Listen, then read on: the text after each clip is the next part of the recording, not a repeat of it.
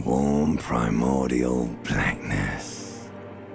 Your conscious ferments in it, no larger than a single grain of malt. You don't have to do anything anymore.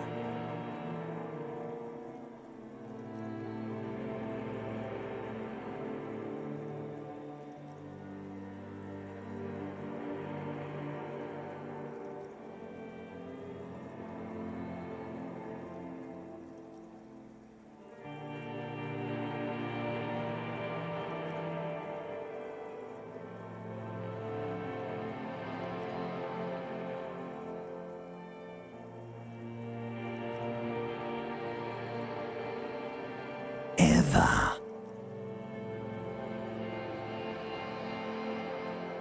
Never, ever.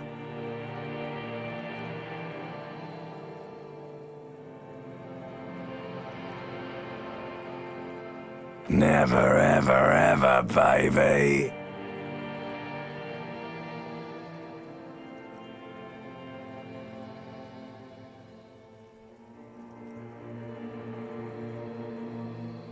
An inordinate amount of time passes. It is utterly void of struggle. No ex-wives are contained within it.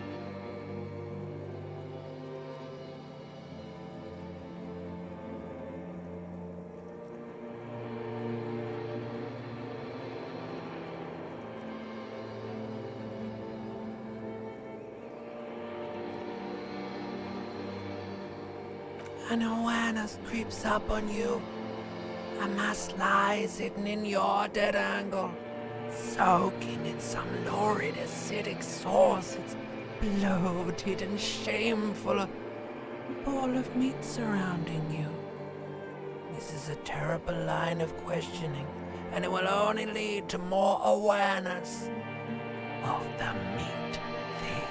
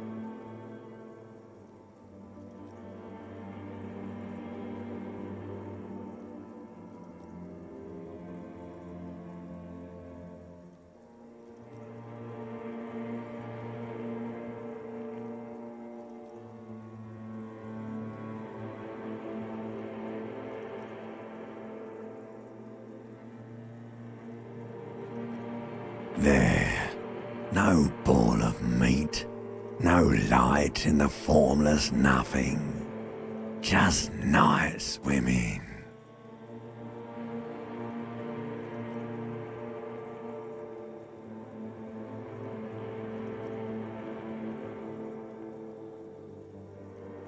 I know you do, baby. I know. Coming right up, sir. Smooth passage.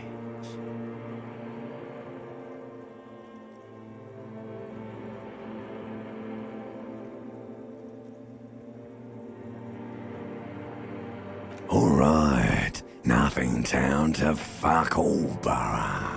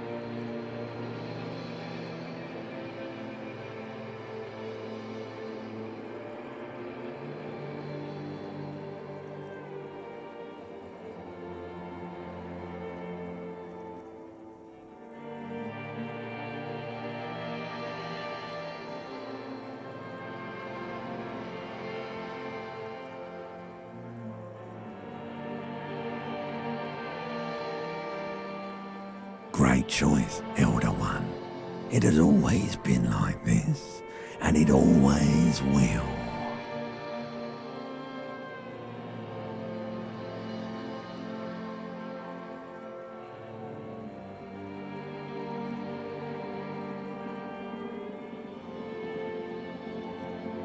The song of death is sweet and endless. But what is this? Somewhere in the sore, bloated man meat around you. Like a fly to the ointment, your conscience sticks to it. The limbed and headed machine of pain and undignified suffering is firing up again. It wants to walk the desert, hurting, longing, dancing to disco music.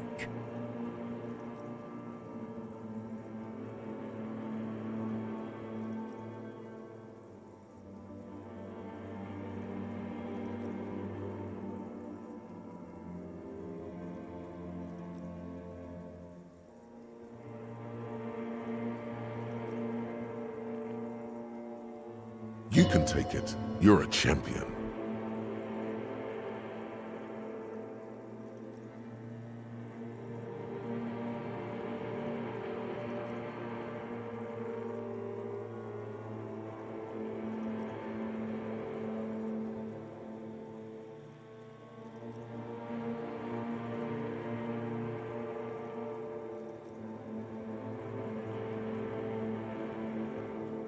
The stench of liquor rises from your mouth, and with it, an ungodly headache.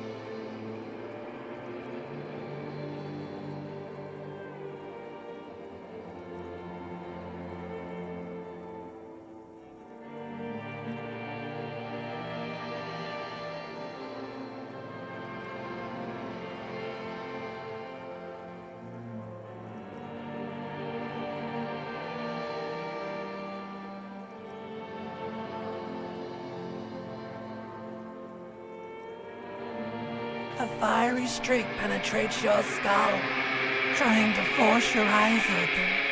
It's a sound, a clarion call from hell.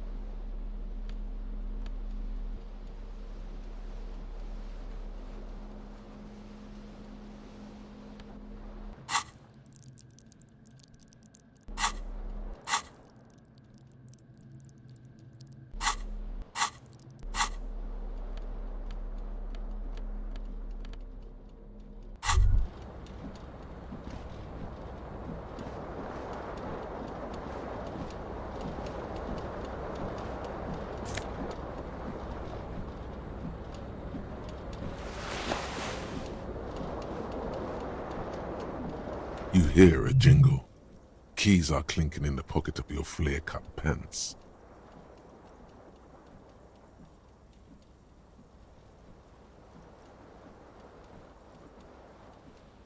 It says, whirling in rags, on the aluminium keyring. There is a single key on the ring. The number 1 is etched on it. It should open the door.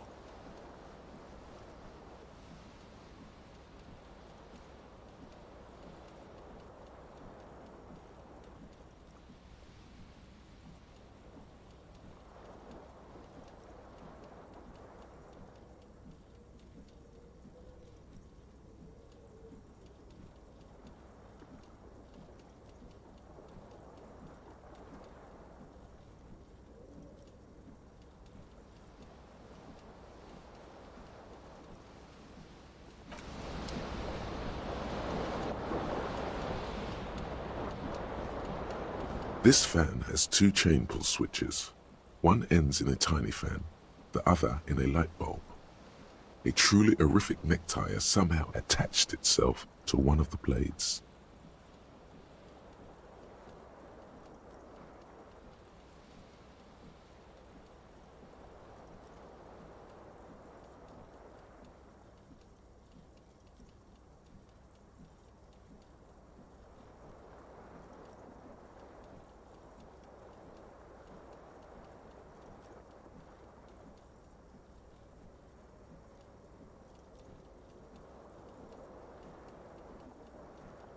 Or has it been consigned there as punishment?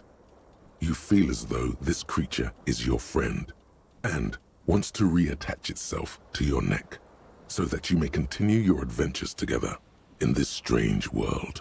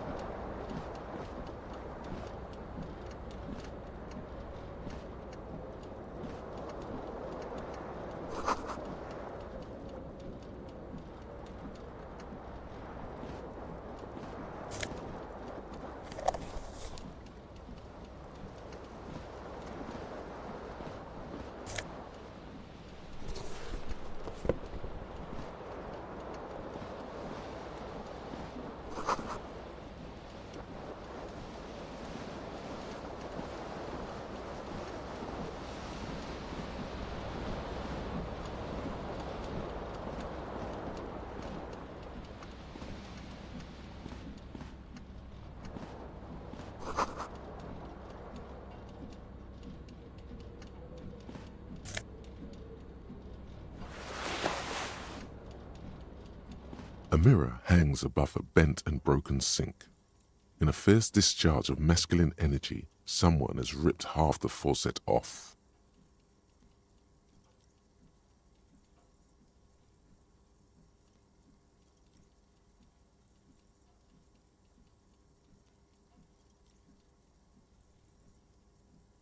Hot water sprays from the base and steam covers the mirror. You cannot see yourself, just the outline of a man.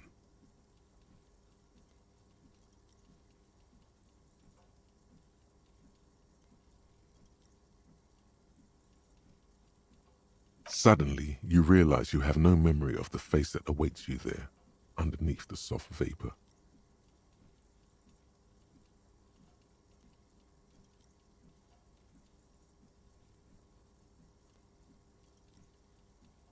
As you slowly reach your hand towards the surface of the mirror. Abort. You clearly have not thought this through.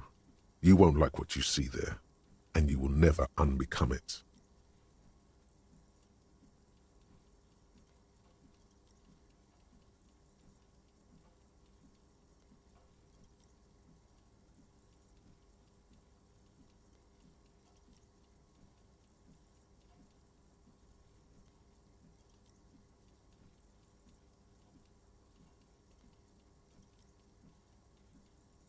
Yeah, there is definitely something wrong with it. Where to even begin? There is the bloatedness, then the swollenness. It's like there's an upholstery of alcohol underneath your skin.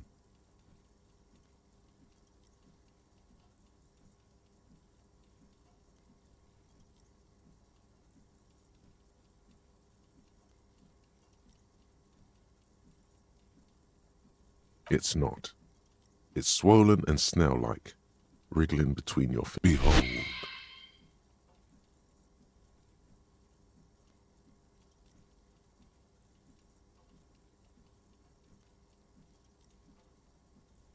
You have no idea who this thing is, do you?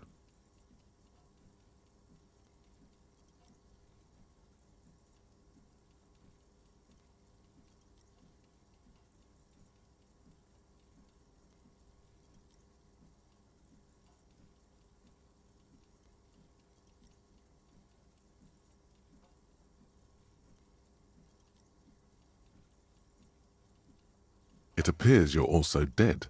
There's clearly rigor mortis on your face. Or wait, is that an expression? Are you trying to make an expression with that face? Why?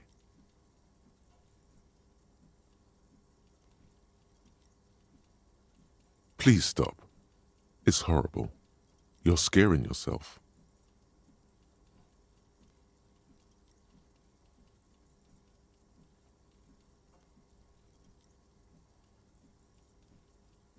You can't, can you? It's like it's not even voluntary anymore. You have worn that grin into your face, and now it won't come off. What does it even mean?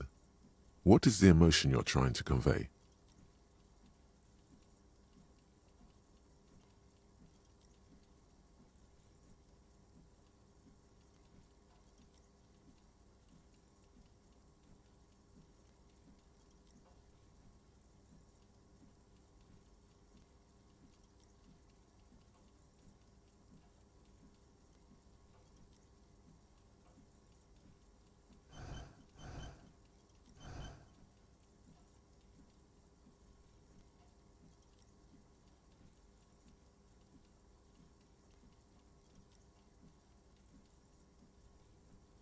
You should check yourself for a pulse, because from here it looks like a cadaverous spasm. You find no sign of life on your swollen neck. However, putting your hand on your chest reveals an irregular heartbeat. You appear to be alive, for now.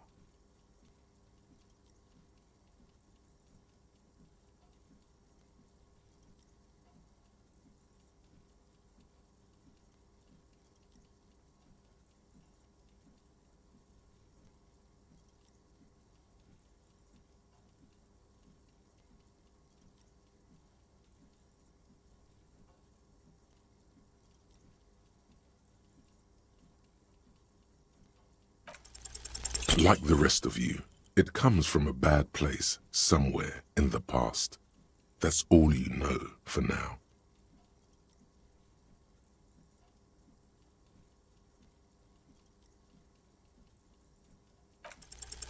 It's too late. Like an image on film. The expression belongs to your primary motor cortex. It would take a minor neurological miracle for you to cease producing it.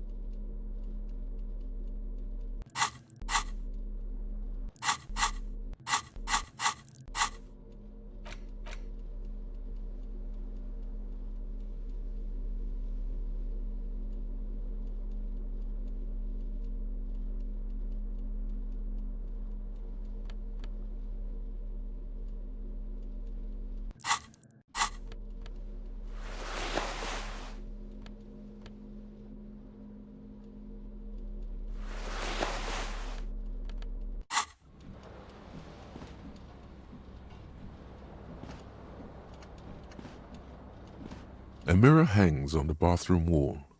In it, your face, adorned with the expression.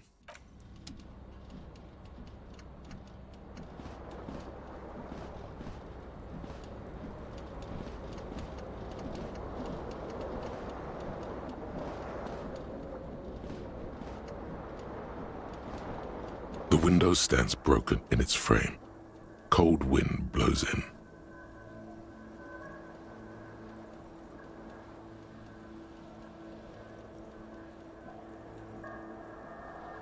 The morning light hurts your eyes. It's hazy, but you see the ocean and some war-torn buildings. The morning light hurts your eyes. It's hazy, but you see the ocean and some war-torn buildings. The shards face outward. Whatever broke this window came from the inside.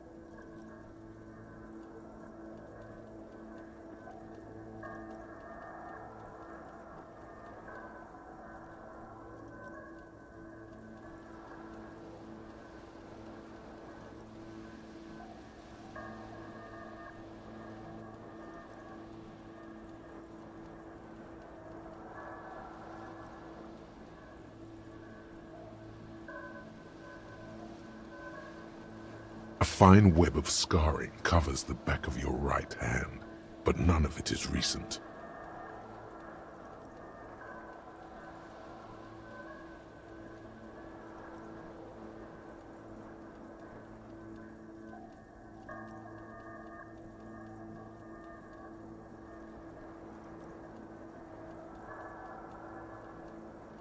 More likely a projectile than a held object. There are no fragments on the floor from pulling a tool back in after impact.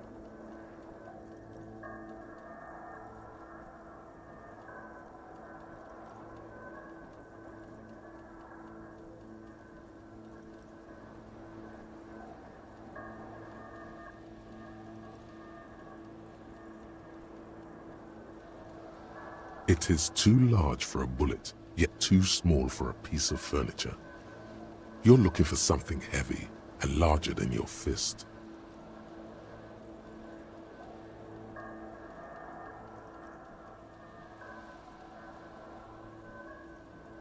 The single green shoe you found fits the hole almost as well as your foot. It would have also been heavy enough if thrown with force.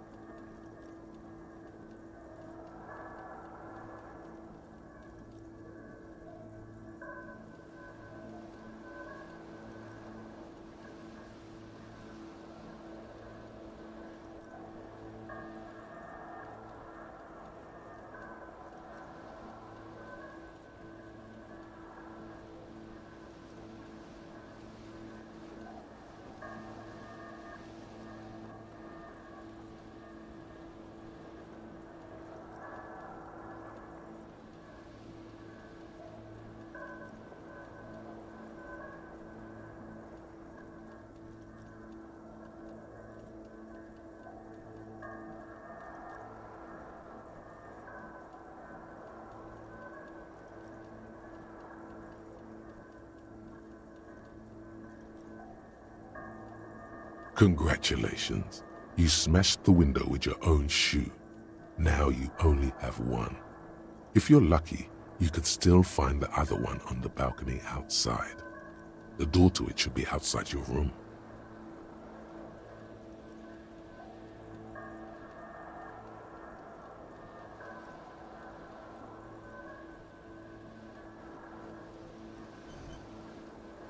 You mean someone else took your shoe off and smashed the window with it?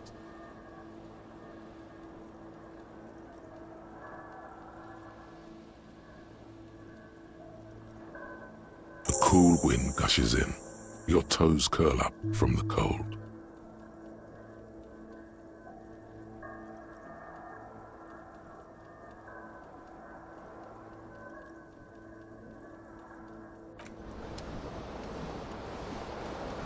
The window stands broken in its frame.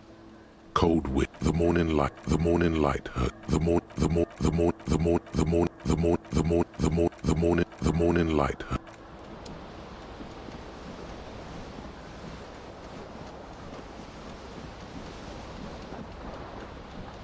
This fan has two chain pull switches. One ends in a tiny fan, the other in a light bulb. A truly horrific necktie has somehow attached itself to one of the blades.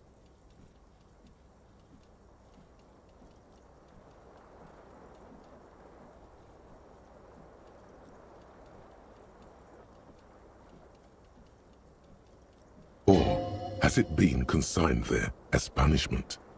You feel as though this creature is your friend and wants to reattach itself to your neck so that you may continue your adventures together. The blades come squeaking to a halt. It should be easier to reach the tie now.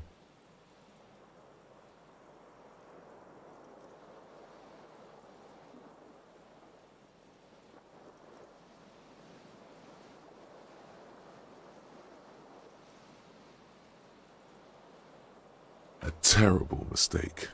Turn the lights off immediately.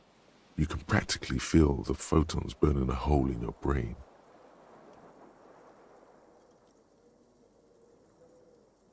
Your eyes burn with photosensitivity. It's not good.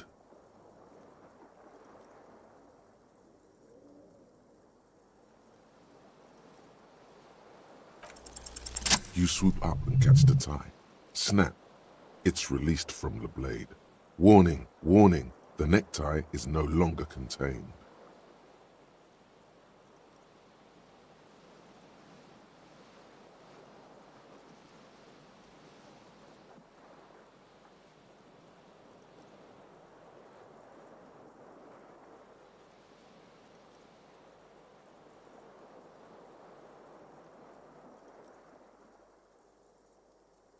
What you have in your hand is a fantastically colorful tie with 4 or 5 different patterns.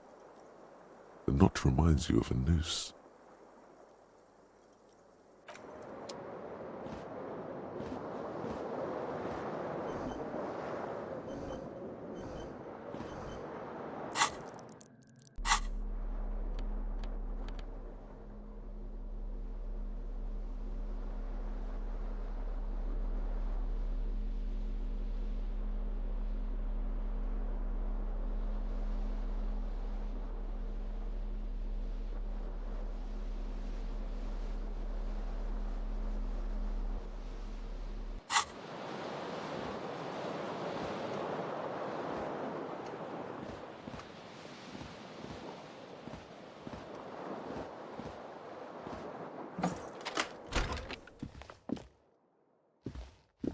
Hello, officer.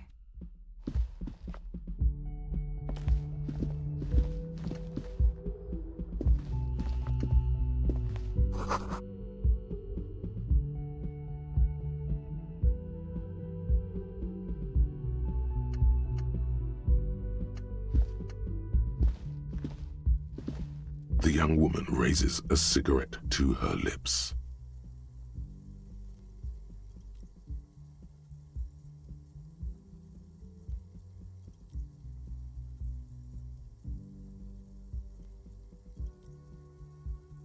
Her eyes are brown and her face is speckled with birthmarks.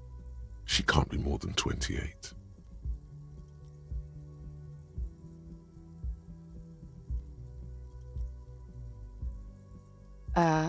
No. There's only one solution to this. You're a businessman.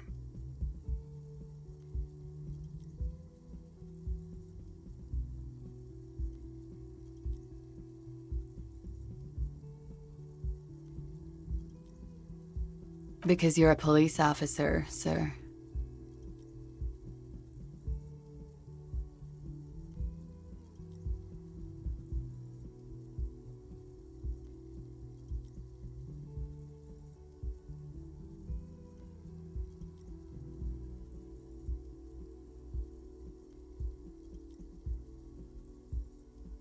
Okay, cool. I won't. She means it. She wouldn't defy authority, however sweaty and bloated it may look.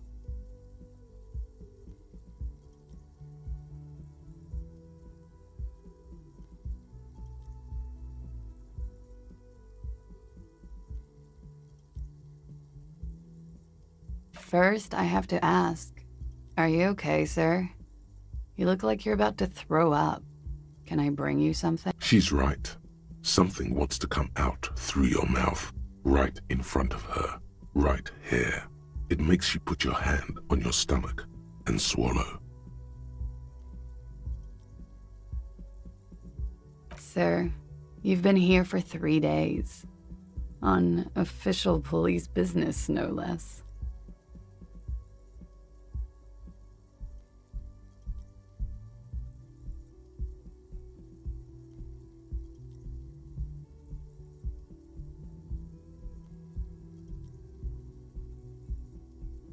Okay. Couldn't say. In truth, so far, mostly drinking.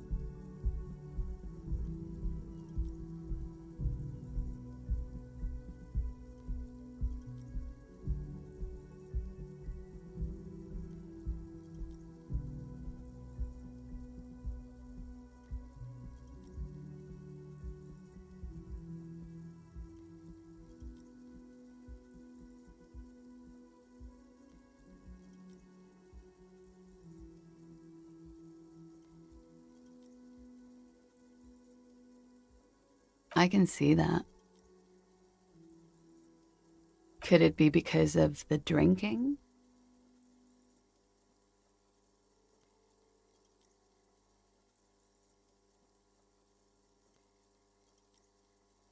Don't be so harsh on yourself. They let almost any— A glib remark. Don't let it stand. Assert yourself.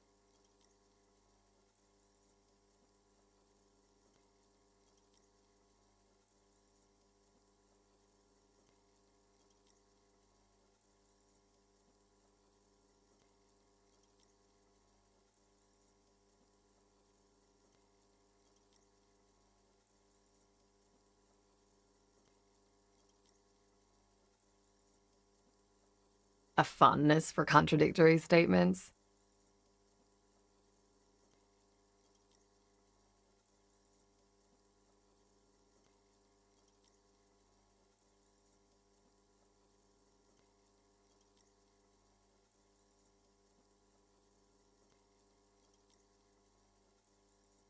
I'm sorry. I was being glib. I'm sure you're a great cop. Of course. Be careful, officer. They don't like the police around here.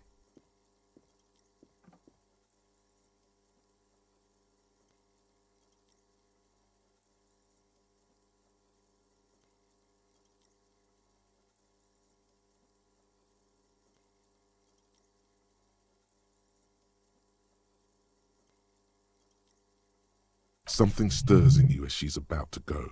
Call it an instinct, a need. The need to ask questions. It's like you said the words 1,000,000 times before.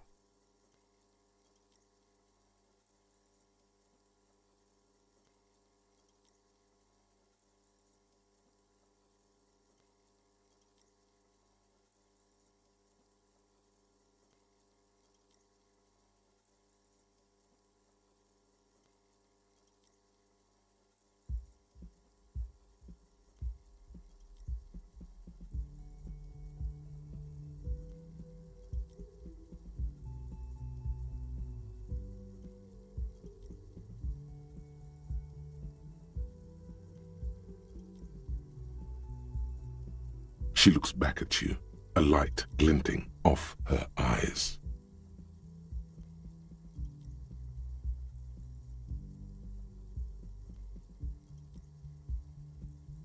Yes?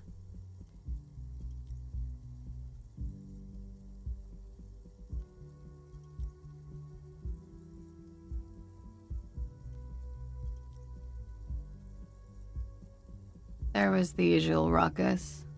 Loud disco music.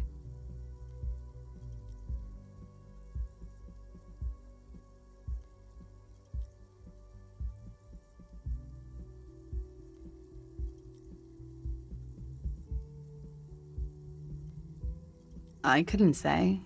It's impossible to hear people speaking from over here.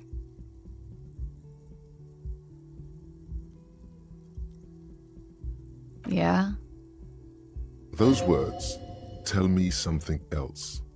Feel like something you've said innumerable times before. Your mouth is the very shape of them.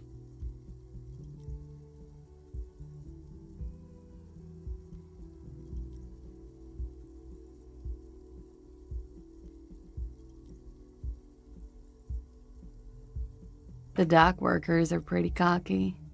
They think they're police enough. At least here on the coast. I can't say about the rest of the city.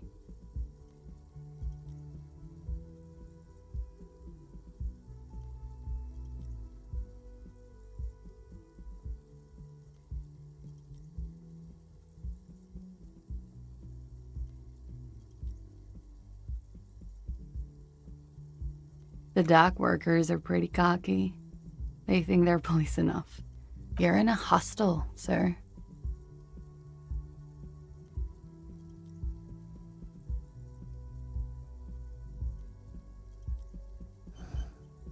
We are in Revachol.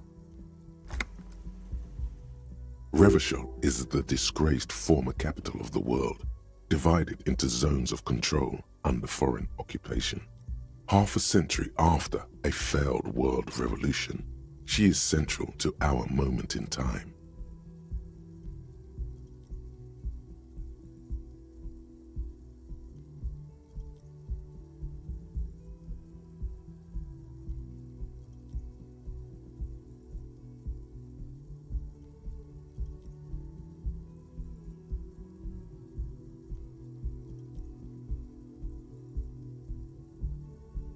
Yeah?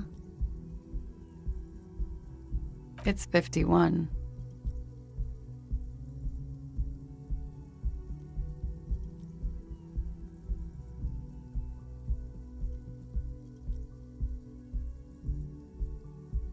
The current century? Centuries don't have numbers, they have names. And this is the current one.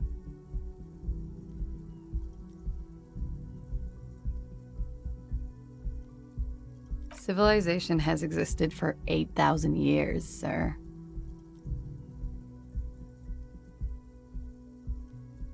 You're right. There is nothing funny about civilization.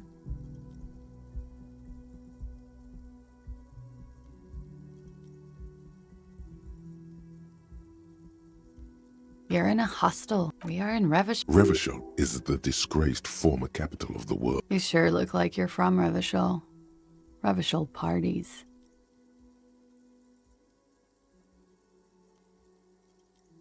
You're in a we are in Revachol is forever and ever. and ever and ever. Out of the corner of your eye, you see the hair on the back of your hand standing on end. It feels as though low-grade lightning is coursing through you. You must be hypersensitive from the hangover. Glad to have been of assistance.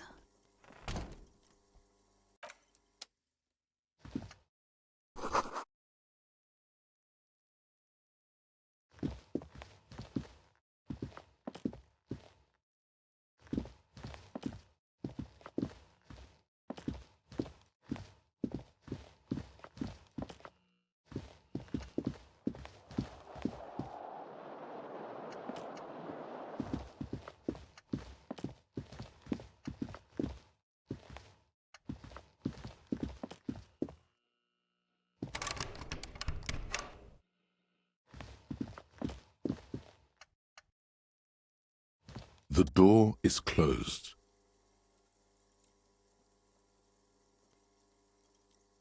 There is no answer. You hear the shower being turned on, somewhere inside. A tremendous loneliness comes over you. Everybody in the world is doing something without you.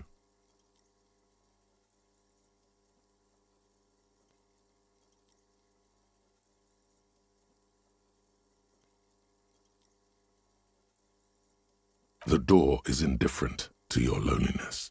The world does not care. Still no answer. Still nothing.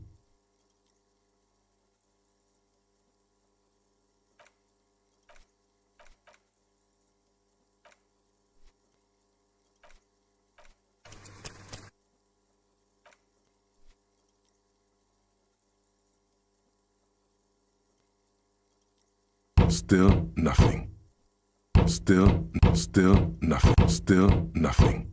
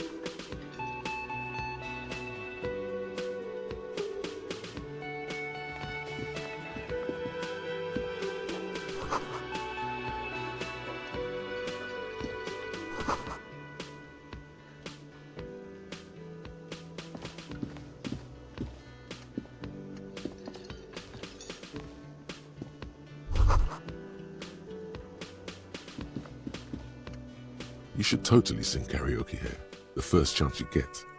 Your emotions need to be expressed. People need to know your vast, oceanic soul.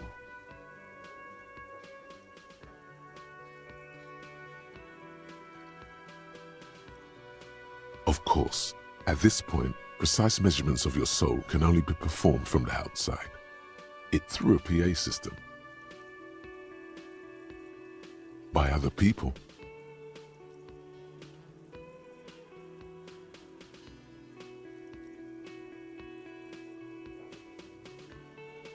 You should sing the sad small church song from that tape you found. Thought it was obvious.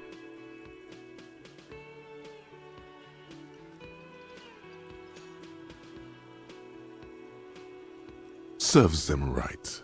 Wipe that smirk off their face with your sad, tragic song. You would need another copy of the tape first, though. The one upstairs is destroyed.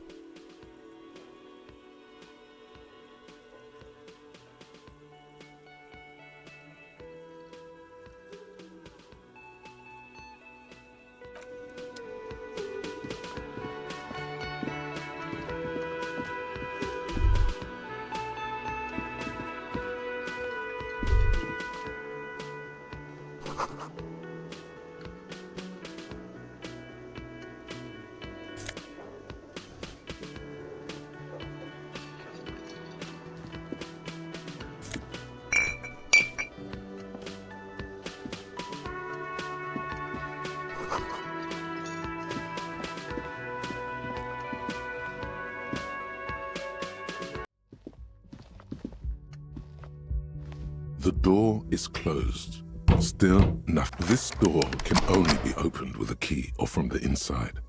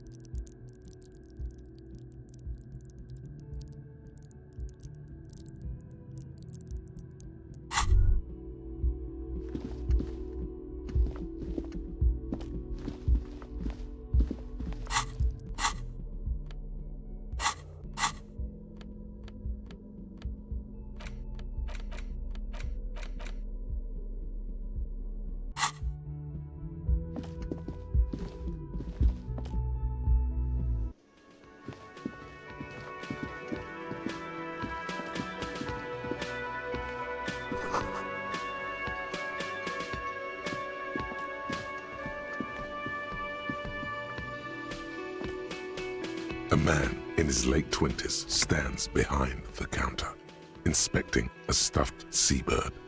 As you approach, he gives you a sideways glance, then looks down again. That was disdain in his eyes. Even now he's purposely ignoring you.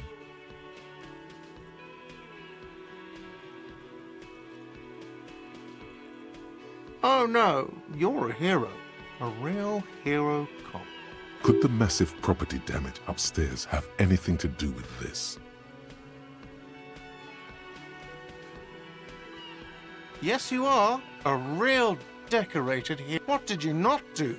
First you took the body down, then you solved the murder, then you didn't trash my hostel room. Maybe you even negotiated the strike.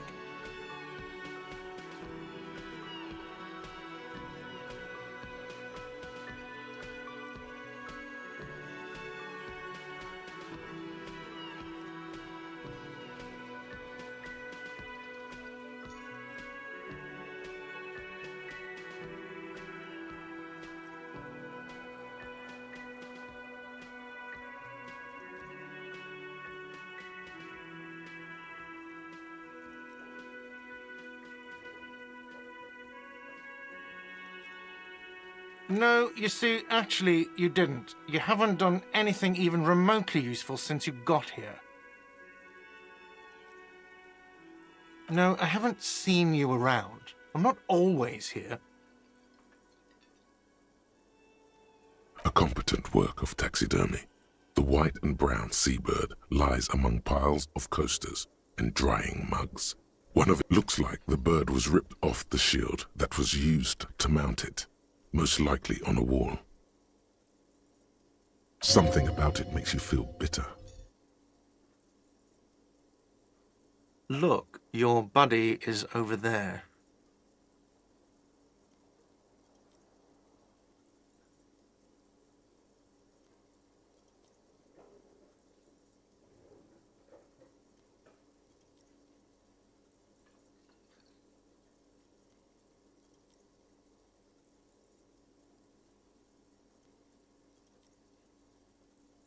Why don't you go and talk to him, okay? He pretends not to hear you, concentrating on the bird instead. No, I'm not the bartender. I'm the cafeteria manager. I have 3 cafeterias to manage. 3. Sylvie tends the bar here, not me. I'm only standing. She just, you know. There's something there, and it's not good. That's all you know for now.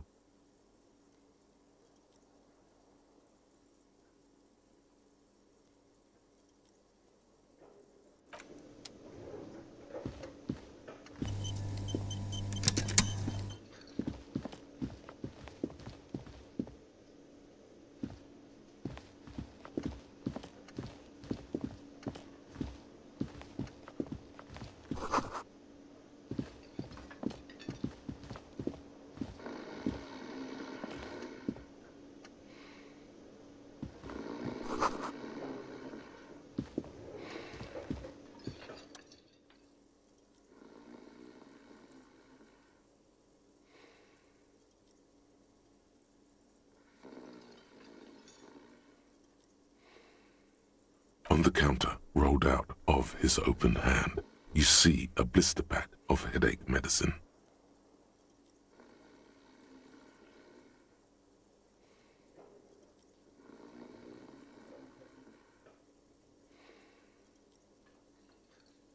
The man does not mind. You probably need them more than he does.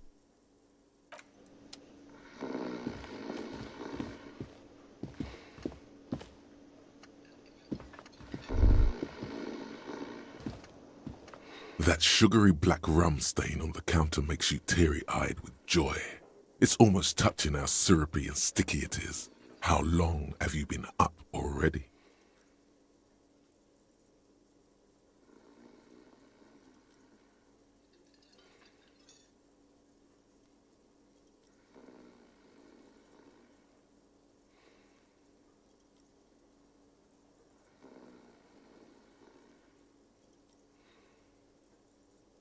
Attaboy. It's coming back to him. You had your mesolimbic reward pathway worried there, not thinking about drinking all that time. It was like you weren't yourself.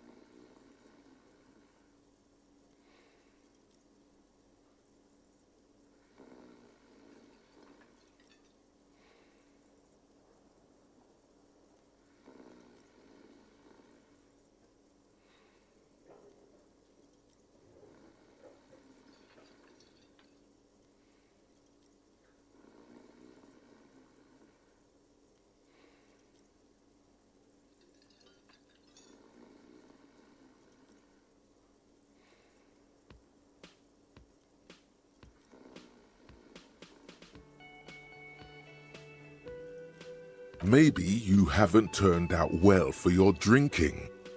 Have you thought about that? Get a goddamn rum and lemonade to yourself, boy.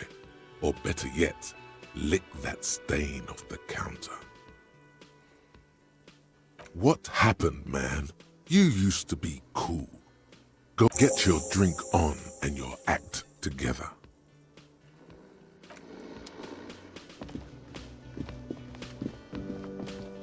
The man plucks at the seabird, frowning.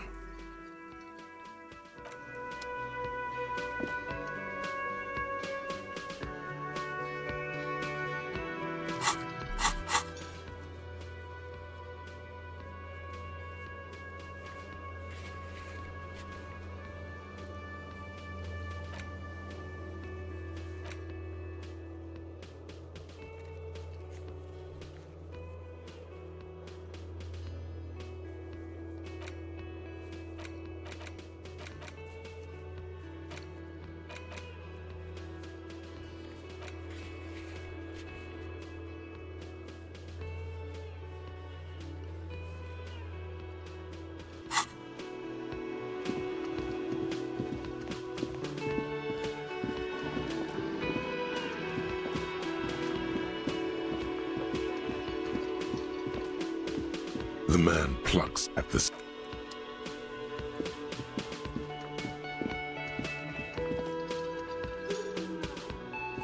Hello, sweetie.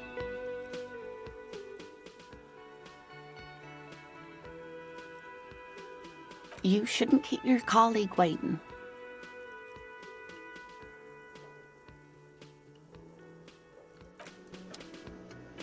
Hello, sweet. You...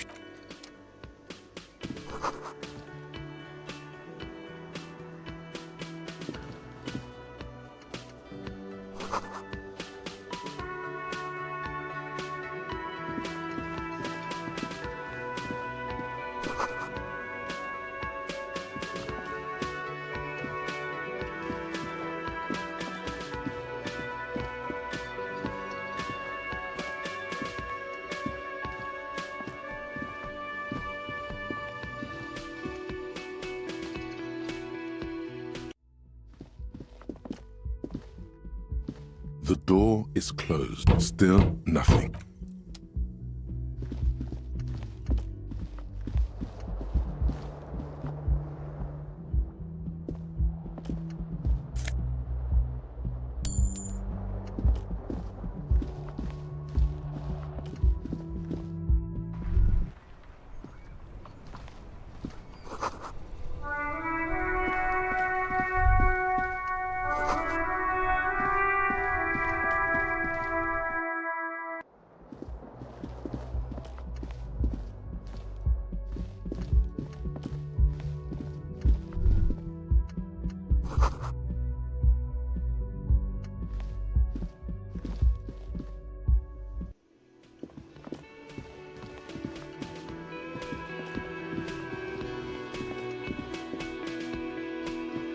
A bespectacled man in an orange bomber jacket is tapping his foot on the floor.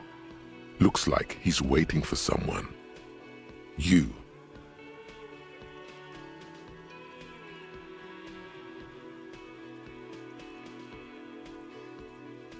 As you approach, he narrows his eyes and extends his hand in greeting. If an assault were launched on this building right now, if the windows came crashing down and the whole world descended upon you, This man would hurl himself in death's way to save you. You are sure of this, but why? He is your half-brother.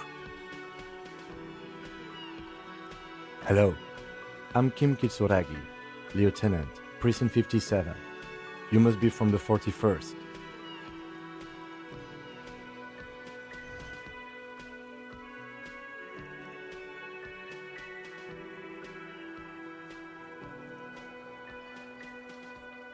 You realize he's waiting for your name.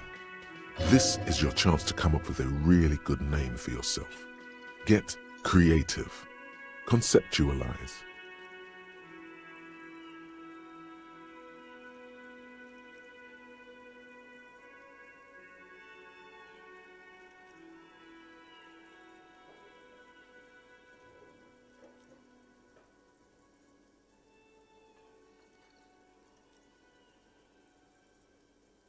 Okay then.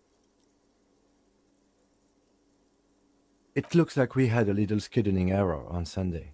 Saturday too, actually. Have you had time to talk to the manager here?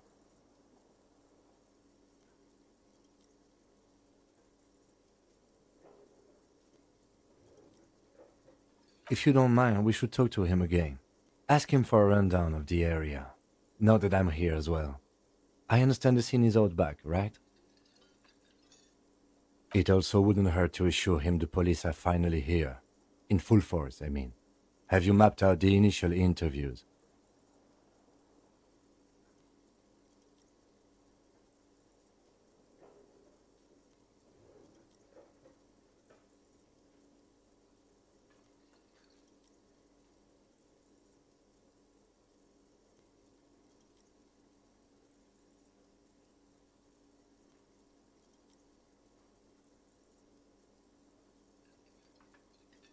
At the 57th, we like to prepare an initial list of persons of interest, and then just skim the surface.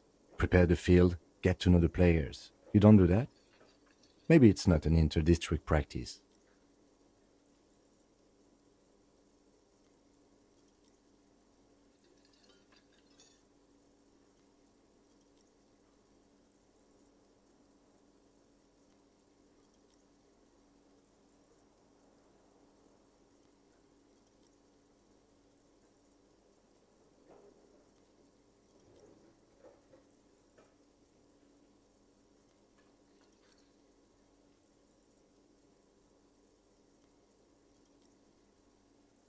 Right.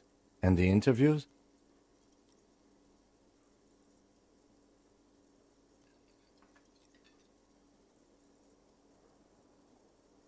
Okay, we'll have time for that after we take a look at the coroner's case.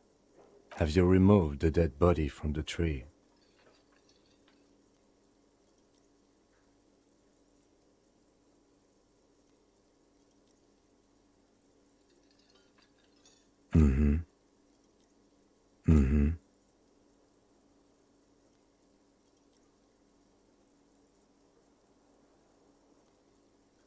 Sure. But did you take it down from the tree?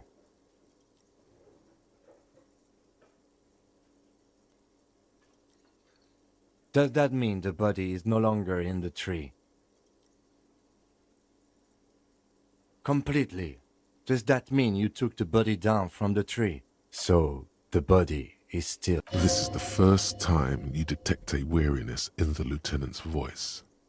It is obvious he would have preferred for the body to no longer be in the tree. where it has been hanging for 7 days straight. We should go there as soon as we are done talking to the owner.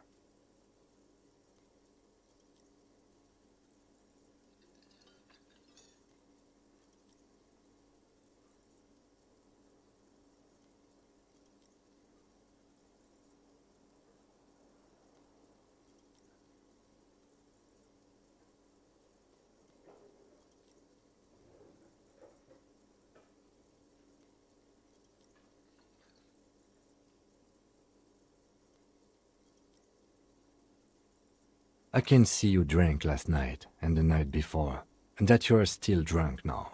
But I have seen officers go through worse. Much worse.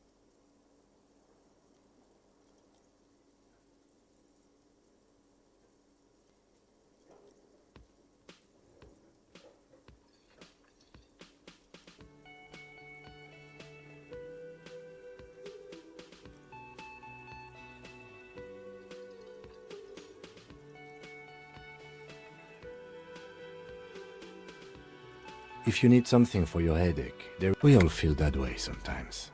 There is no such thing as a police officer, I'm afraid. What remains is that there is a dead body in the tree. Someone has to figure out who put it there. If we don't, but first, we have to take it down. I was sent here to meet a detective from Precinct 41. You have the insignia of the Citizens Militia on your sleeve and on your back.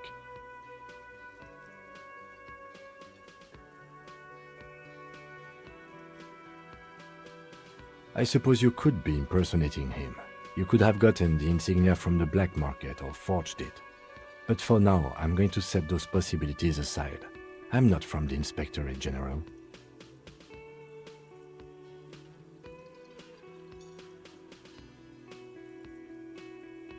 Internal affairs. And I'm not them. I'm from criminal investigation. Yes. They're not just white rectangles. They bear a halogen watermark with the letters RCM and a pattern resembling the street grid of Revachol West.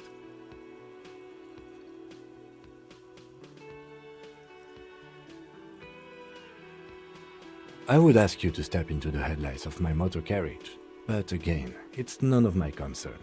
I just need you to do your job.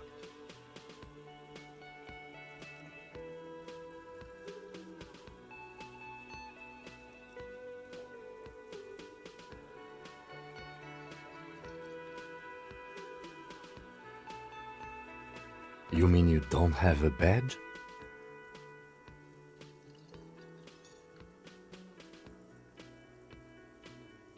Losing your identification card is a serious matter. My vehicle has a shortwave. You can use it to report your badge missing. I would advise you to locate it as quickly as possible. But getting the body down should still take precedence.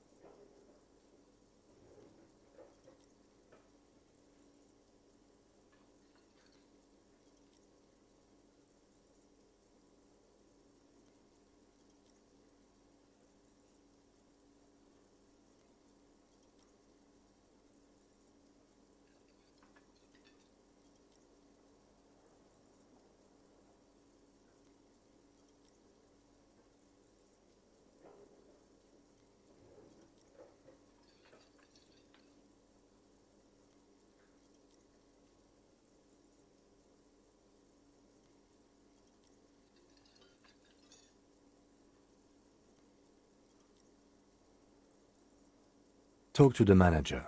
Then we go out back and take the body down. After you, officer. Lieutenant Kitsuragi is now in your party. You can talk to him whenever by interacting with him.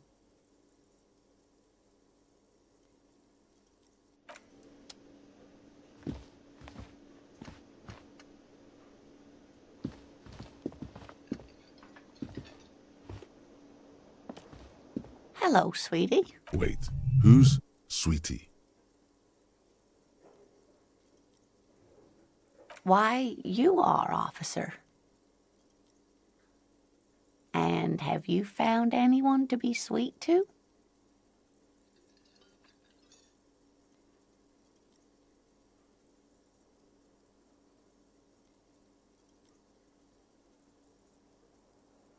I'm sorry if I was being overly familiar. I know we've only just... You must forgive me. I'm getting so scatterbrained. I completely forgot to introduce myself. I'm Lena. My husband Morel and I are staying with our friend Gary just down the street, but I come here for tea when they're away.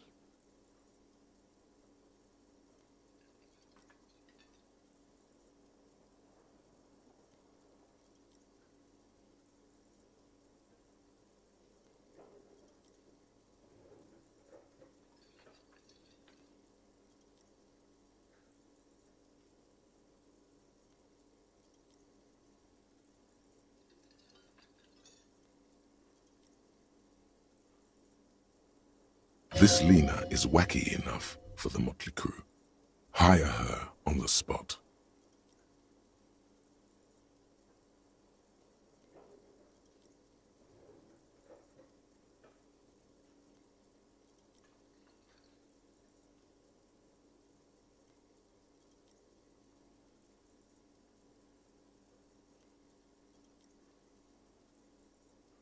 Yes, dear. I'm a paraplegic. A paraplegic is someone with limited or no ability to use the lower half of their body. Paraplegia is caused by spinal cord injuries, like falling from a great height, or a grenade explosion.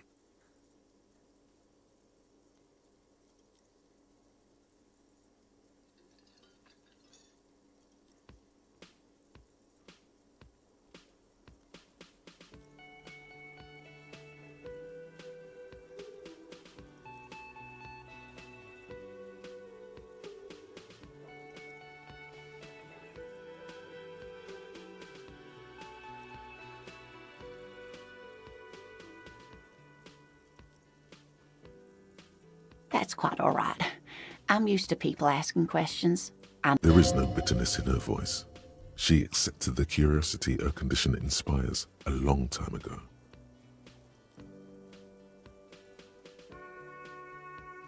Yes, officer. You look rather dazed. Like a stunned fox. But surely things can't be that bad.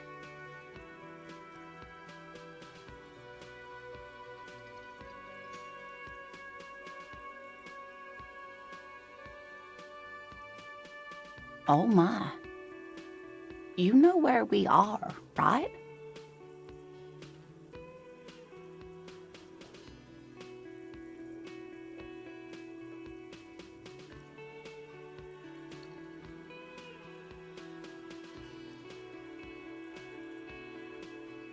That's right.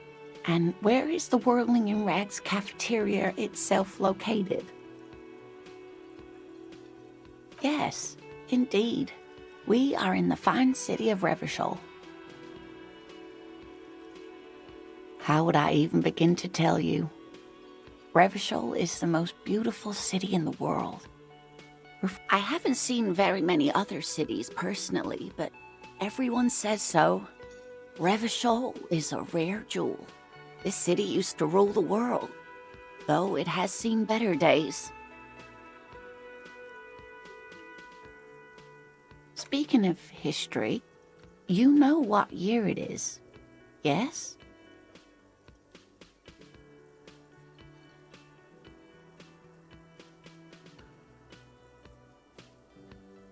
That's right, dear. How splendid. Here, take this pen. Knowledge should always be rewarded. Her relief is palpable. She was getting pretty worried about you there, but now she relaxes. I can tell that this is taxing for you, so I'll just ask one more question. What regime are we living under? What mode of government?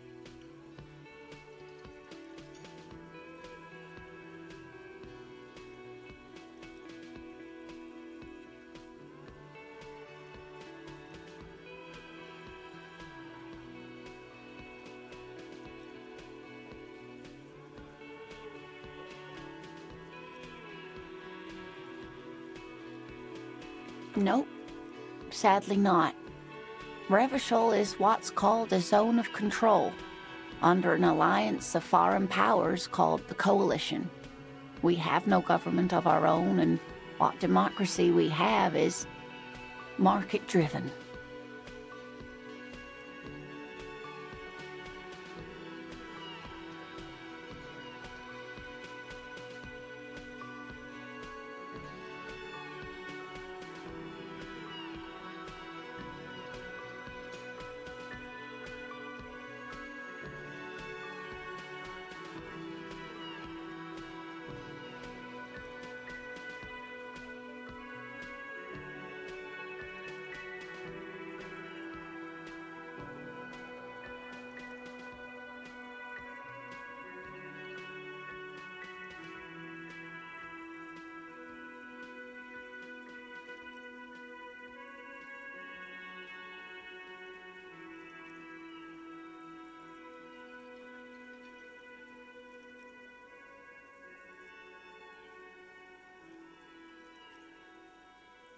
Oh dear. And you were doing so well.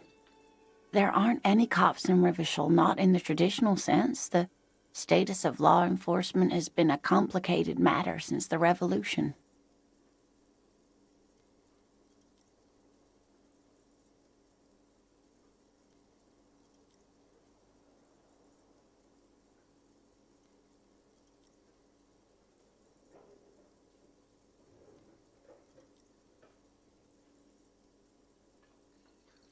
But we should stop for today, sweetie. You look like you need a break. Besides, I'm not— She's scared now.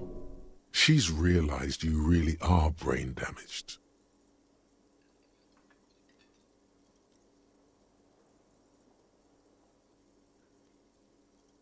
a defeat, I'm afraid.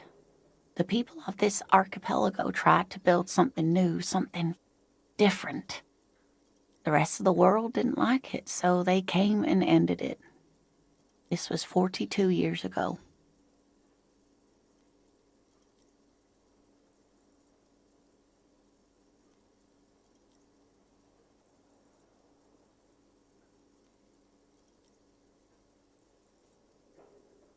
It has something to do with everything. I'm just a poor woman, she thinks. What do I know of these things? And how can I help you?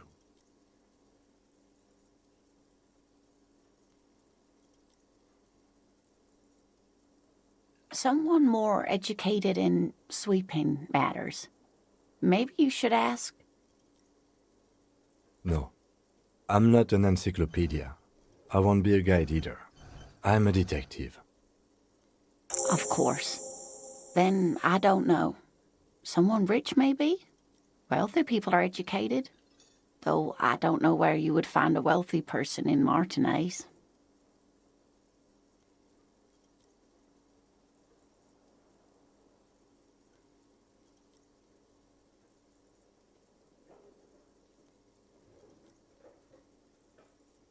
Of course, dear. Good luck with your case. Hello again, sweetie. Whatever do you mean?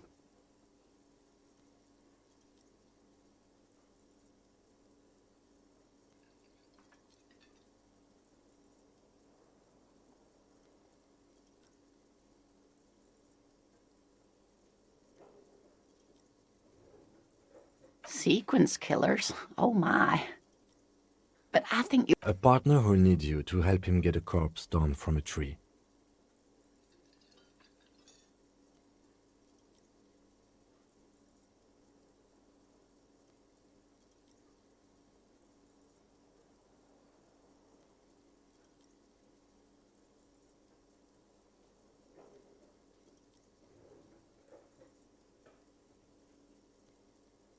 Yes, and it seems to me that you do well to stick close to him. He has the look of an upstanding, and even if he weren't there, I don't think you'd have much use for me.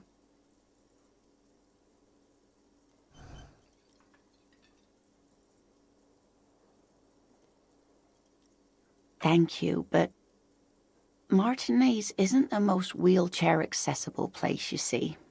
I'd slow you down. Perhaps another time.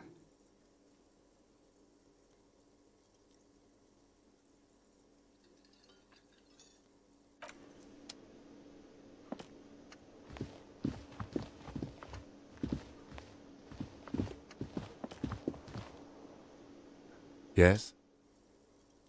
What do you want to know?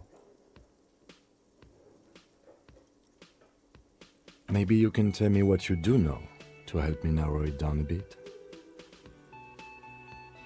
Do you want me to brief you?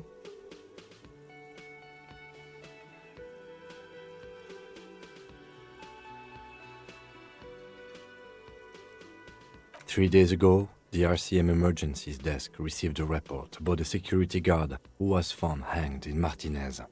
An anonymous caller said there was a dead body behind the Whirling in Rags hostel cafeteria. The cadaver had been there for 4 days. No one had come to investigate.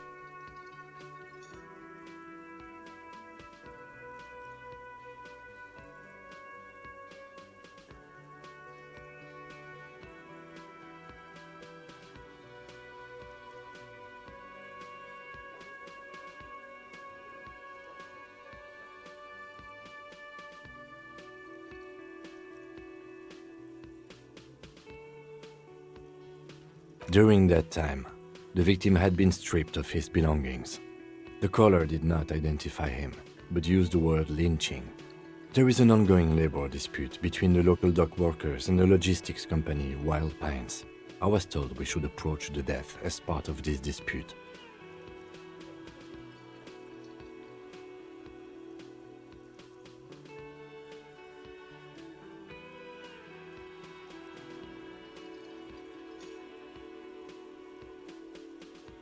A security guard or worker of some sort hired by Wild Pines. This was just hearsay from Martinez, of course. We need to find out the truth.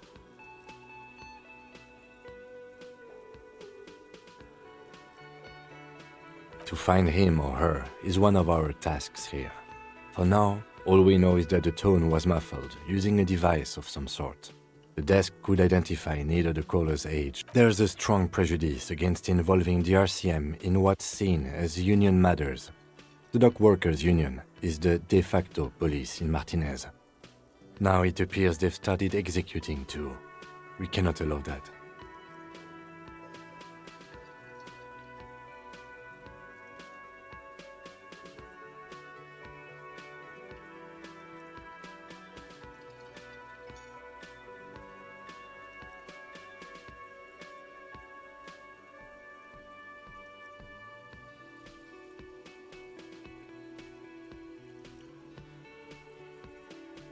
Okay, well, we are police officers. It is our job to find a killer, so that's what I intend to do.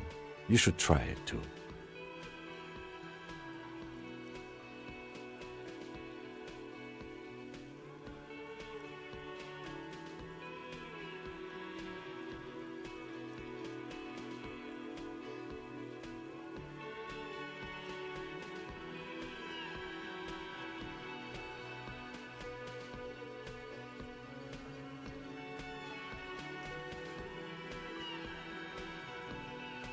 No, it's not a particularly mysterious case.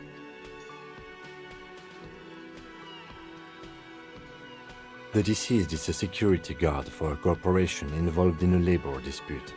It doesn't take a DeLorean polymath to put the pieces together. I just don't see the case getting more mysterious than that.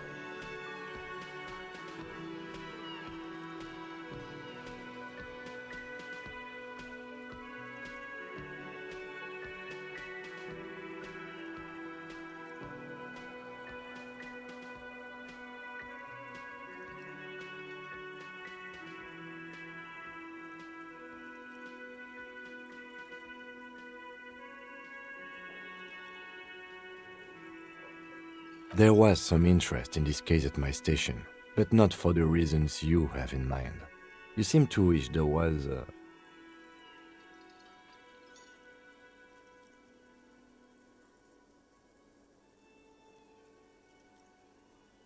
Yes, it just so happens there's a beautiful, blonde 19-year-old woman at the heart of this case. A rich one, in fact, part of a murder sex cult.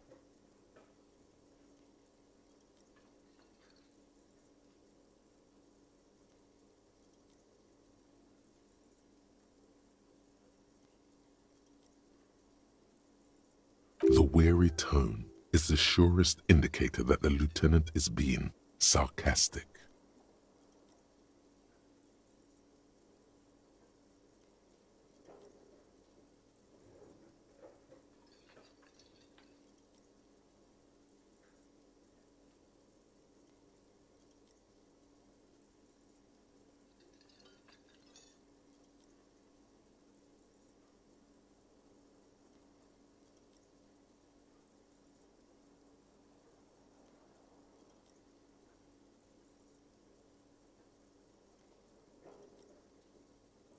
No, not really.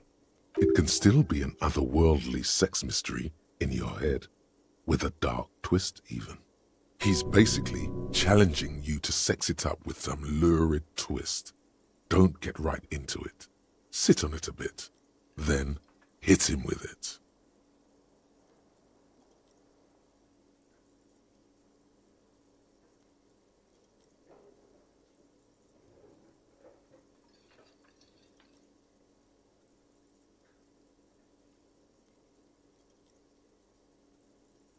You mean like a brief? Do you want me to brief you again? There's no reason to wing anything. If you didn't get the brief 3 days ago, the RCM emergencies, during that time, the victim had been stripped of his belongings. The caller did not identify him. Okay then. Was there anything else you wanted to know? I'm afraid you and I are pawns in a pissing competition. His disdain is clear. This man would not use such an expression otherwise. You don't know? I assumed you were in on it.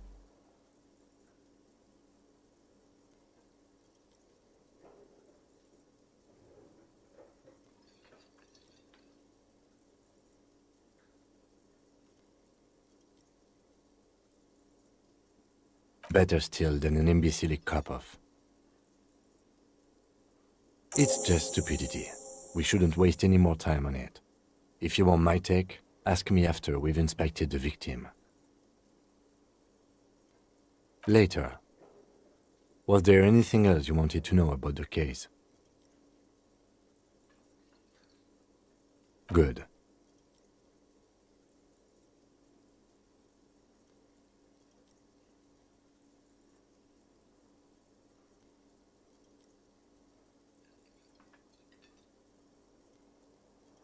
No response. He just arches his brow.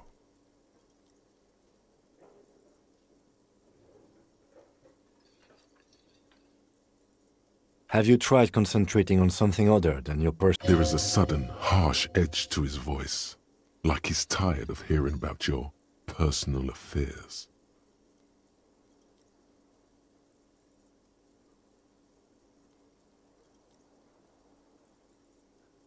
Really? You look fine to me.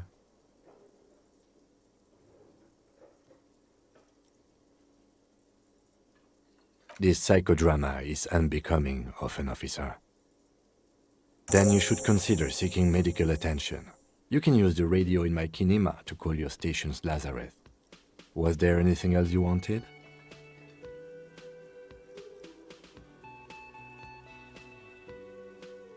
Me? I don't see how my life is pertinent to the investigation.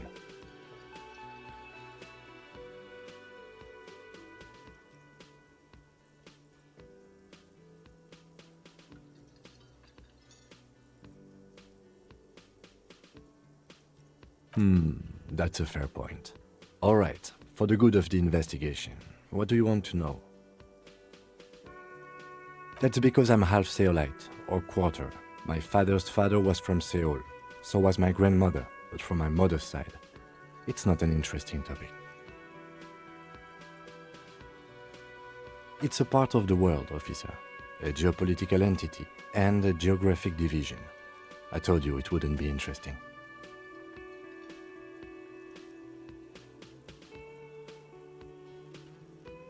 You're barking up the wrong tree. I don't speak a word of Seolite. I've never met either one of my grandparents, and I've never been to Seoul. I'm a regular Revacholière. That's correct. You feel a slight urge to put the lieutenant down for this, but you can't quite muster enough testosterone.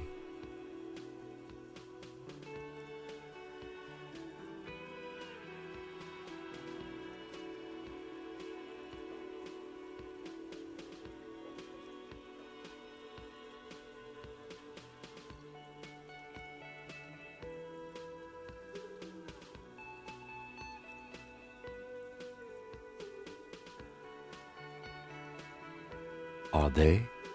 They are mostly just cumbersome. You could use a good, normal peer yourself.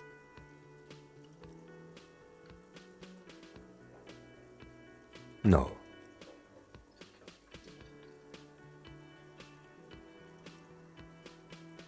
Your brain sends the signal to your lips, but they refuse the order. Something is paralyzing them. The eyebrow is exercising psionic control over you.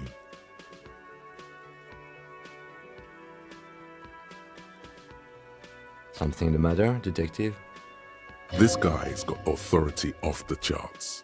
With just the flick of his eyebrow, he's able to make you his thrall.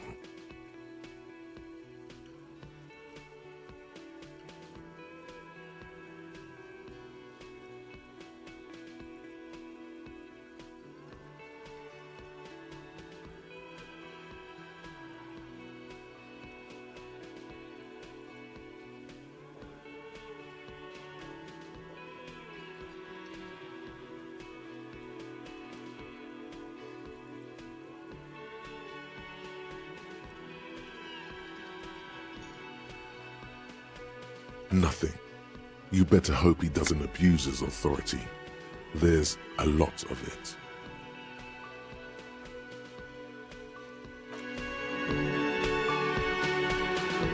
The lieutenant relaxes his eyebrow, and you seem to regain control of yourself. What do you mean?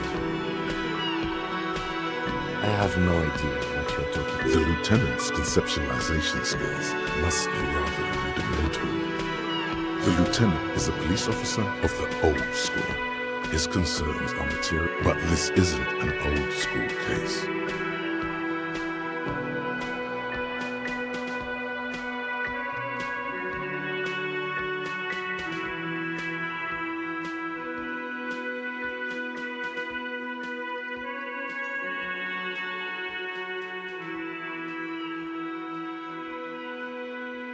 What? Think? I do most of my work. The lieutenant produces his small blue notebook and idly thumbs through a few pages. That's where his conversations with himself. We all have our different mediums. His is written. What do you mean? I have no... The lieutenant is a police officer of the old school. His concerns are material and... But this isn't an old school case. I can't say that it does, no. When I need to think, The lieutenant produces his small blue notebook. That's where his conversations with him. We all have our different mediums. Good. Let's change the subject. What do you want to know? You mean like a brief? Do you want me to brief you again? 3 days during that time, the victim had been stripped. Okay then. Was there anything else you wanted to know? Good.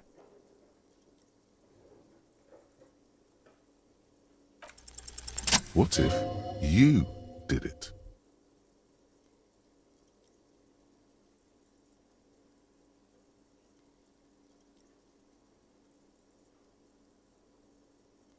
Yes, you killed him. And then, as part of the plan, you drowned out the memory.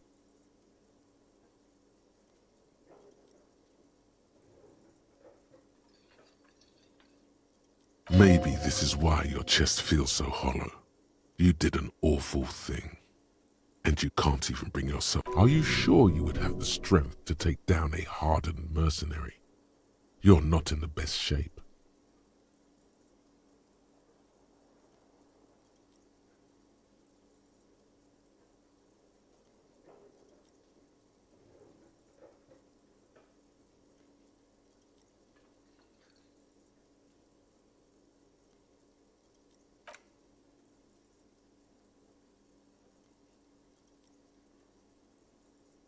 Excuse me?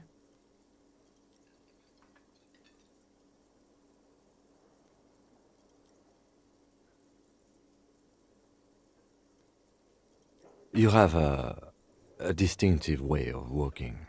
If I were to walk in front of you, we would surely collide.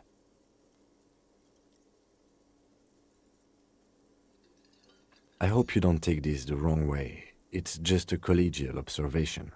In the 57th, we call it the Jamrock Shuffle.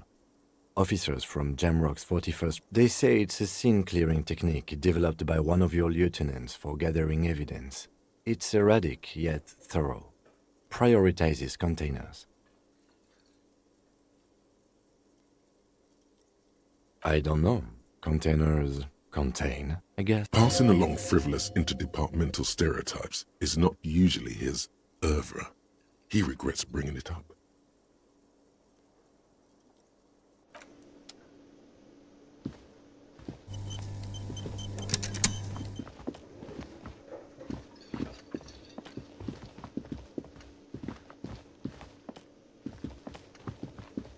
The man with the unimpressive beard notices you approaching. He drops the Mr. Gart, right? You run this place.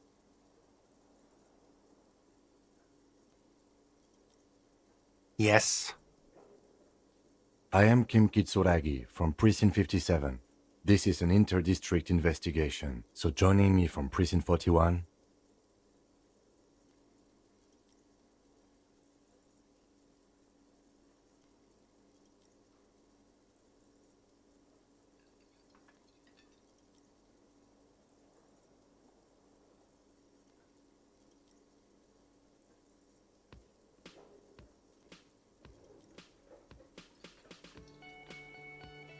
Fantastic.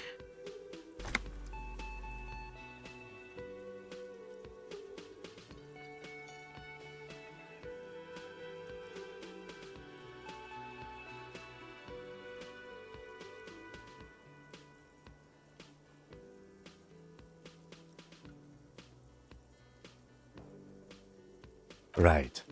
Now, I know it took us a while to arrive at the scene.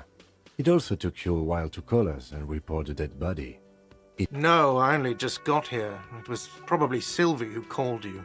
She usually works the bar here. I'm only temporarily taking over her duties. Do you have her number? As a matter of fact, I do. You said you just got here. From where? Are you alone? What, of Martinez? No, I live in Jamrock. I only sometimes come here to keep an eye on the place. This is just one of the many cafeterias I manage. But you still know your way around, yes? In case we need directions. Yes, I know where some things are, but as I said, I don't live here. I just used to work here. And I'm not going to start working here again, if that's what you think.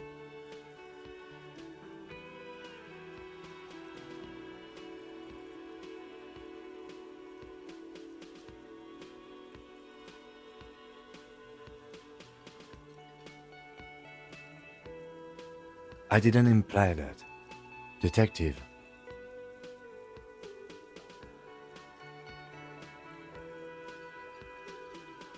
I have everything. You?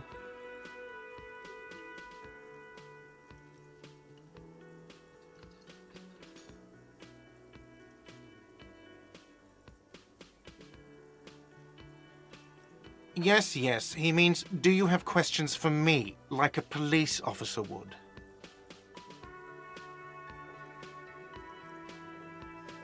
Behind this building, there's a courtyard. They hoisted him up on a tree there.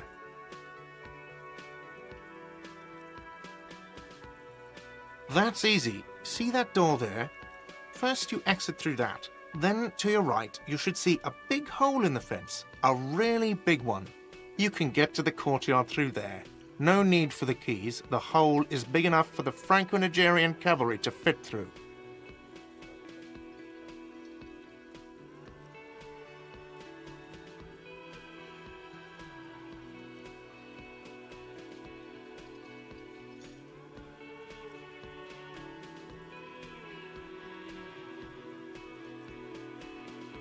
Does he want you to feel guilty of making that hole? It's implied in his voice.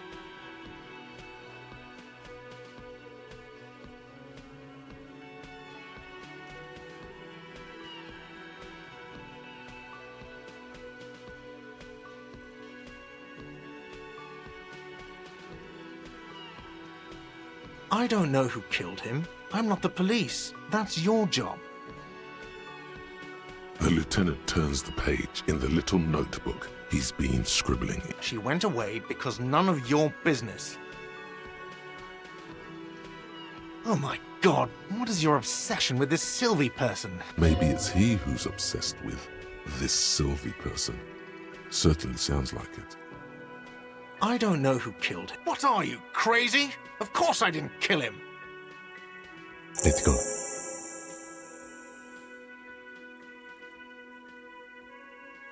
Not so fast. You owe me 130 real. No one is saying the multi-pattern necktie you found tied to the ceiling fan can talk. No one. It must be merely imagination. But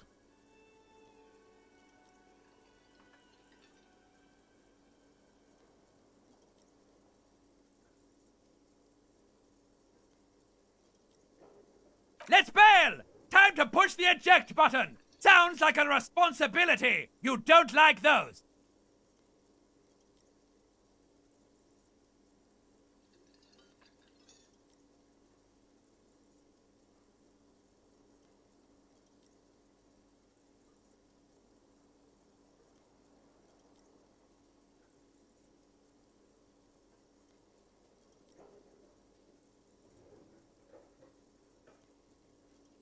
Oh, excuse me. You owe me 130 real.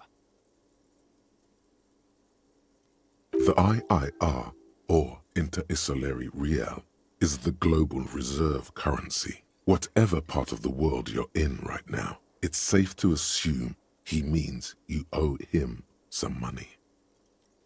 Wow, you're a genius. Yes, that's right, money. You owe this establishment 130 real. Who does that clown think he is? Arrest him!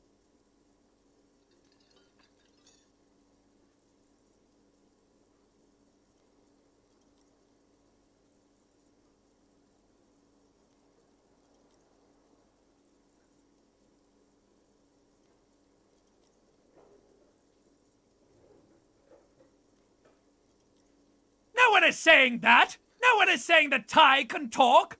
That would be ludicrous! It's just that you should arrest him! It would be wiser! He wants to take your money!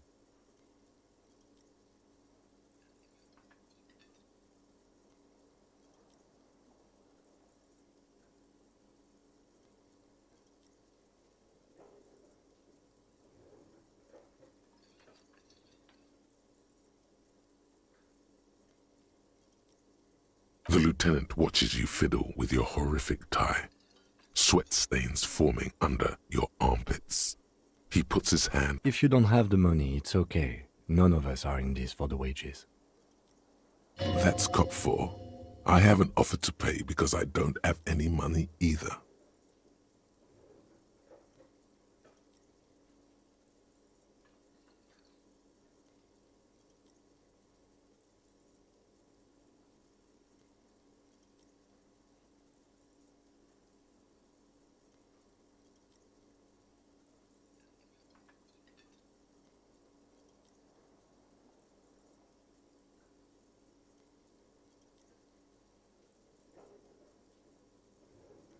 Let's see.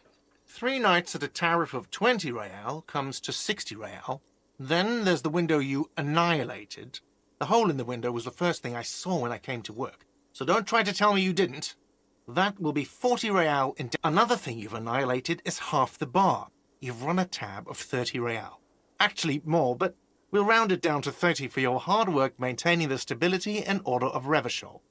That's 60 plus 40 plus 30 equals 130 real. What are you, a philosopher?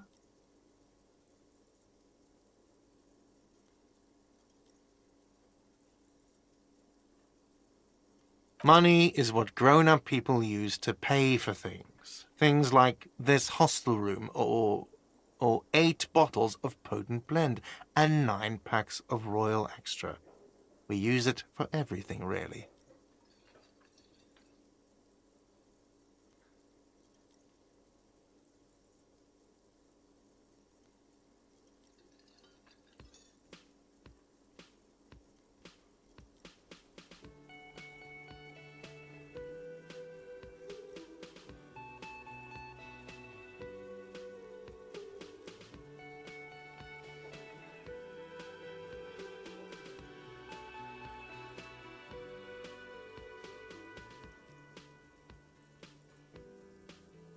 Yes, it is.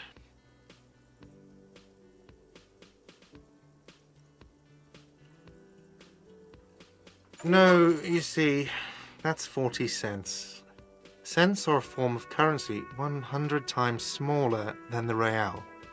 I'm not even going to take this. Come back when you have 130 real.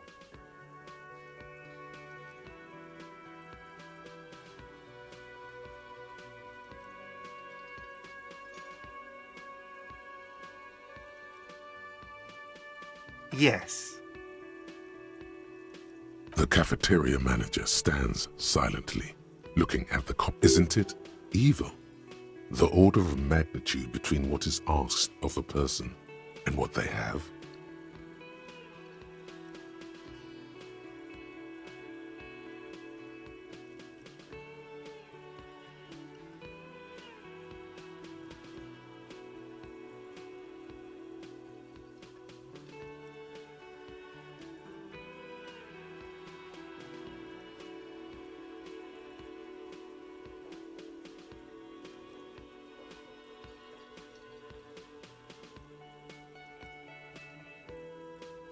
There's a shuffle of nylon as Lieutenant Kitsuragi looks for something in the pockets of his orange bomber.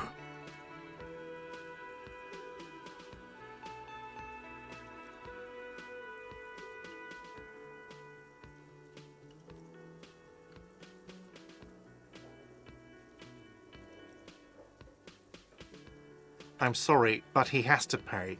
I can't let him stay here any longer if he doesn't. If he doesn't have the money by tonight, then...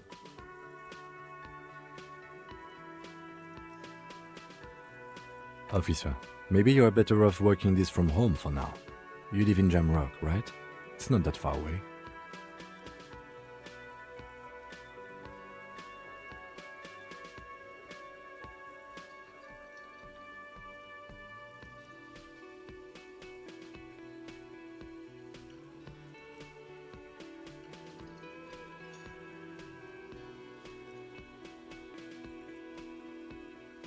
Officer, you really need to take this up with your station.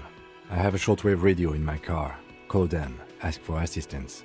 We have to get this investigation started now.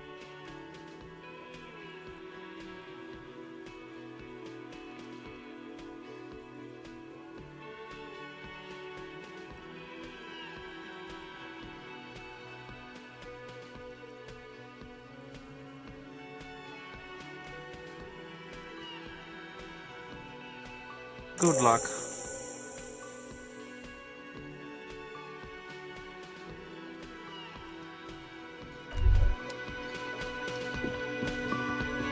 By the way, where is home?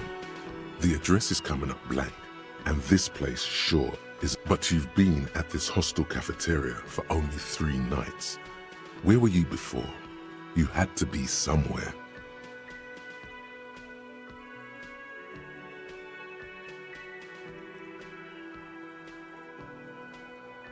You don't really know, do you?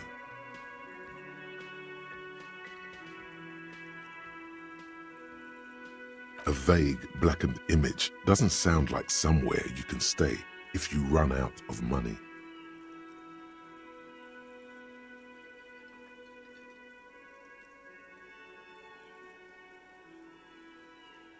You can try.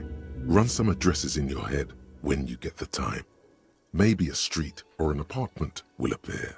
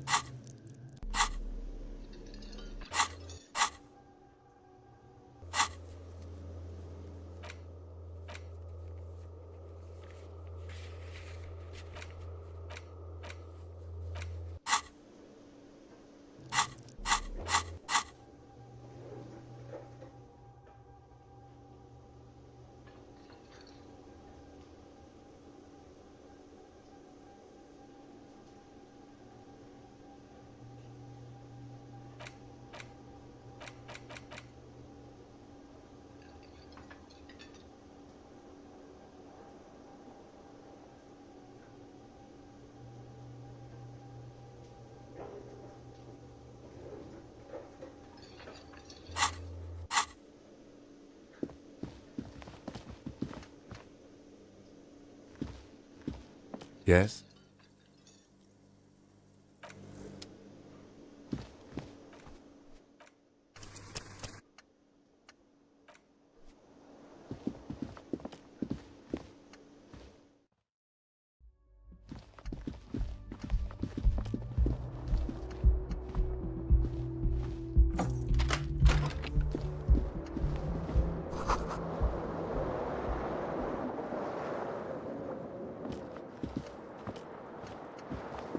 The bed is cold and not particularly inviting, but it's yours.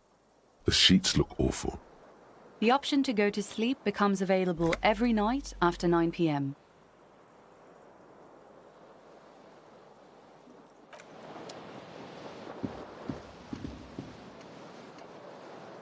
A mirror hangs on the bathroom wall.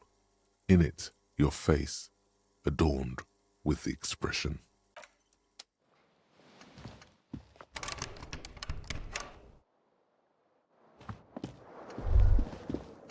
Kim also tries not to look at the pile of taped viscera on the carpet, or the weird suitcase on the hat rack, or the potted plant dying in the corner. But it's all just too morbid to ignore.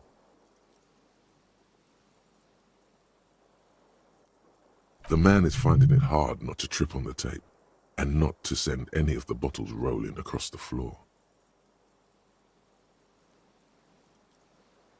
Where unidentifiable sludge makes it hard for him to breathe.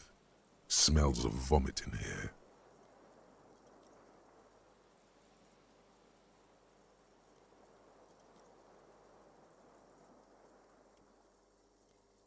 He nods. No problem, officer.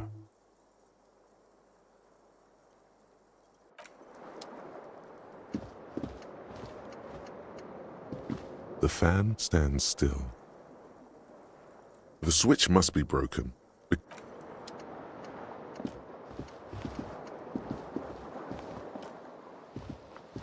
The window stands broken in its frame.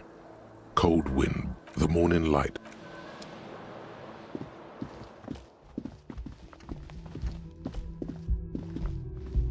The door is closed. Still nothing. The lieutenant gives you a quick glance. He doesn't like where this is going.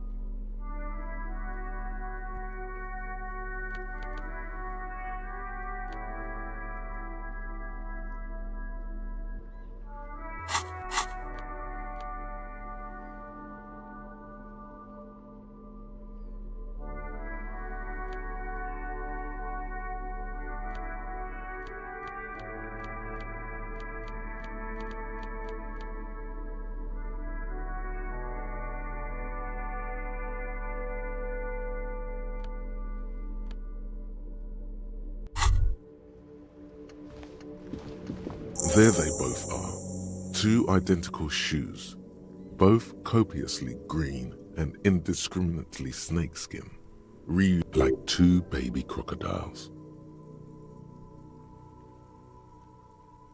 It's pretty clear a normal cop is not what you are. Good, they're balanced, comfy. Feels like the only good thing about you right now. Truth.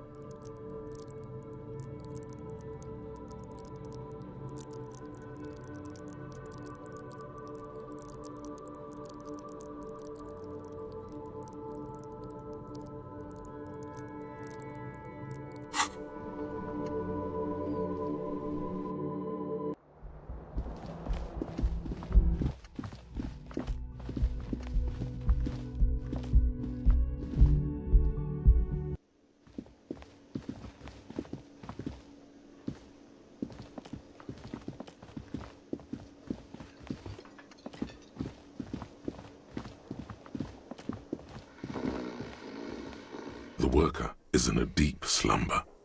Perhaps he's on his way to where you just came from, into the primordial darkness.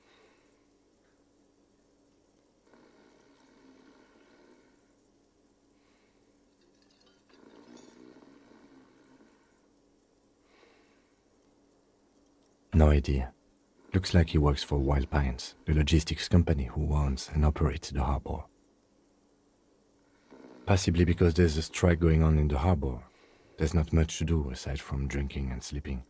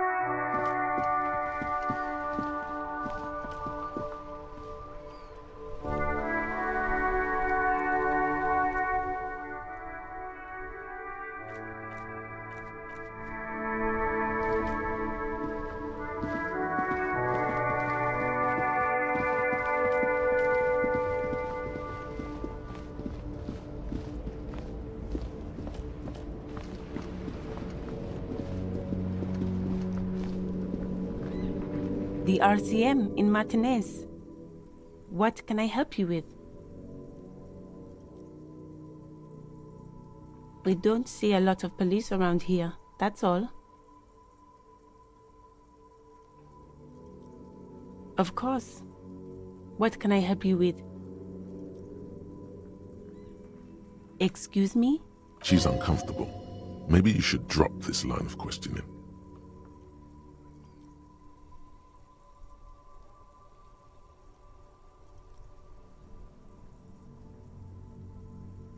Oh, well, I didn't write it there. I'm okay. Since the street sign's messed up? Okay. What do you need? There's the pier, the Cape Side apartment buildings, some more tenements. Not a lot, really.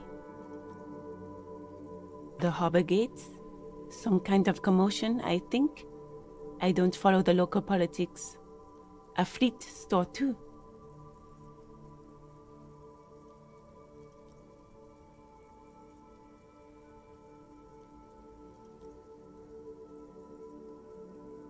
What do you mean?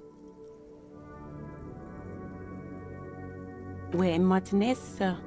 This intersection is called Roundabout. Some shops and a bridge. The canal bridge leads to the coast, but it's broken, I think. Just coast. It's just water. No, actually, I think they call it the Martinez Inlet. There are some islands in the bay, but they're hard to reach. Oh, that's right there. She's relieved someone has come for it. Finally. No problem.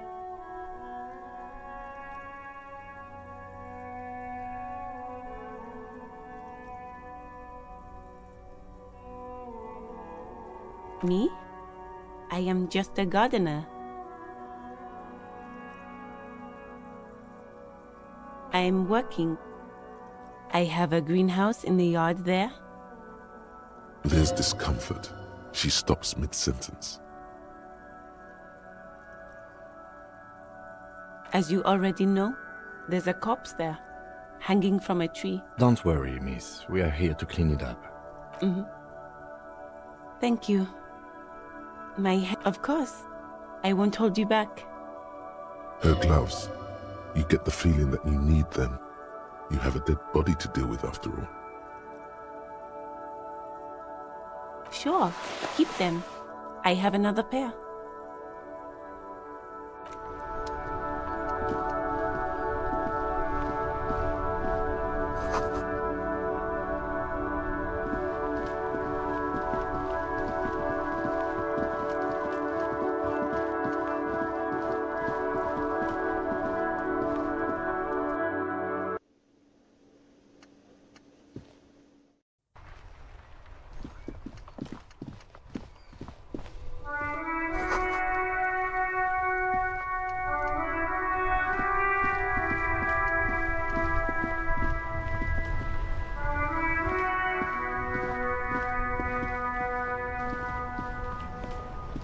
Before you stands a motor carriage.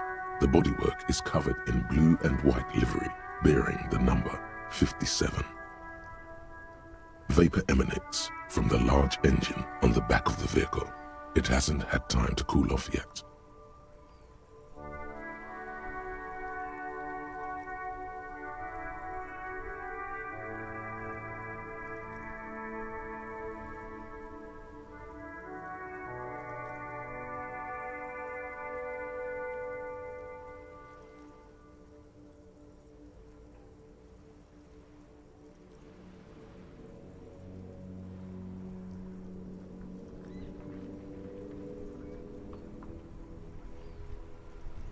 This must be the infernal machine that tore you from oblivion.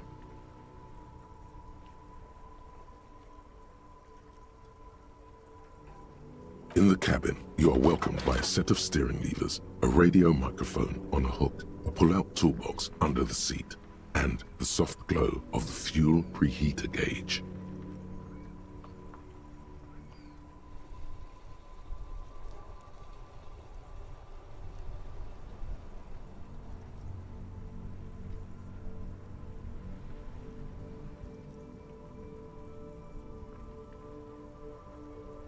This is the Caprice Kinema, my motor carriage.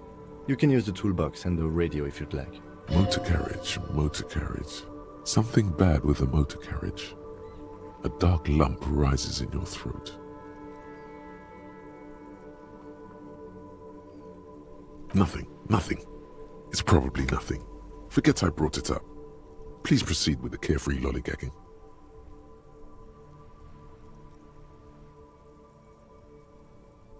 No, I'm afraid not.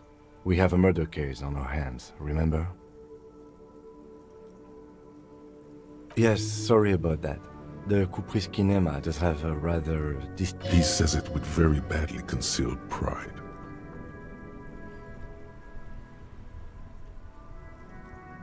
The Caprice motorcar does provide most of our patrol vehicles. In the cabin, you see the frequency tableau lights up, and a green button labeled Prime Line glows like a feline eye. And then you hear something. The soft purr of electrical kittens. Radio waves cast far and wide over the metropolis. A woman's... This is Precinct 57.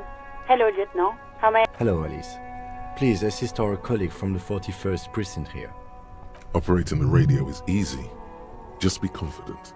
You've probably done it 1,000 times.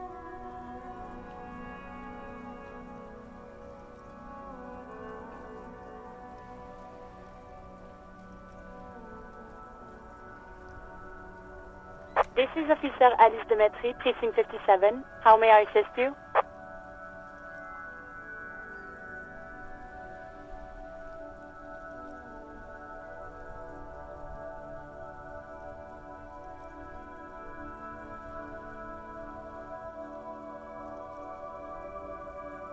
Of course.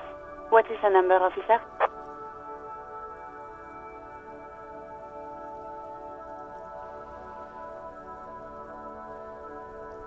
Yes, hold on. Her number is... Received. Hold on.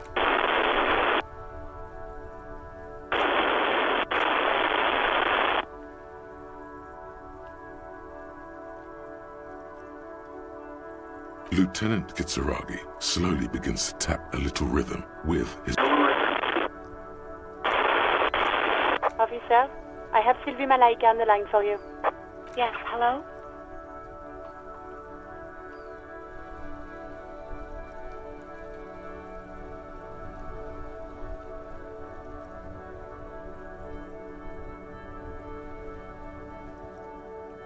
Oh, right. Hello, officer. What can I do for you?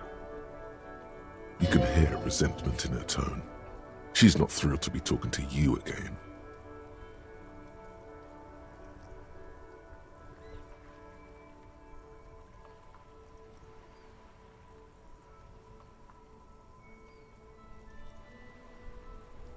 You mean, why did I leave the bar? Honestly, I'm not really comfortable discussing it with you, sir.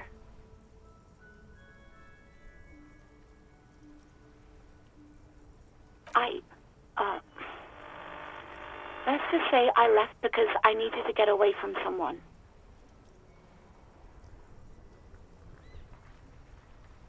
You know whom? You think you hear a sliver of accusation in her. Don't be paranoid. She's obviously talking about someone else, not you. I really don't want to talk about this. Let's just forget about this, okay? Maybe, I don't know. No, not me.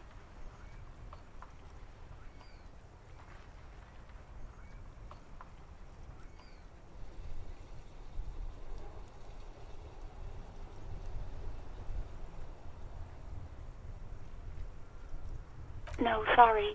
I don't. Not a lot of people have phones around here. Copper thieves take the wires. People don't have the money to have the cables put in again. They usually... It was someone else. We'll find them sooner or later, officer. It just might take a while. What? Of course it bothered me. But I thought the union already knew about the corpse.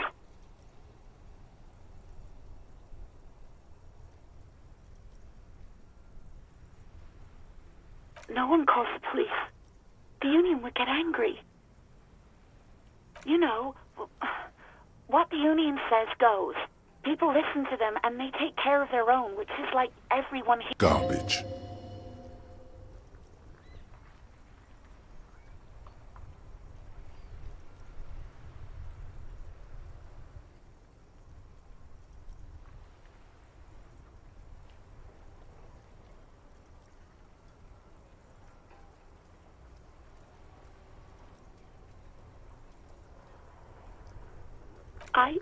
I didn't want to get in trouble. Push her further. Show her the error. No, don't push her. It sounds as if she's about to cry.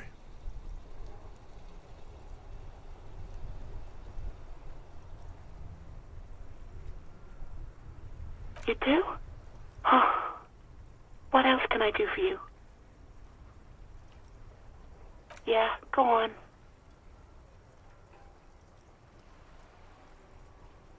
I do hope so. Please, don't call me again. Bye.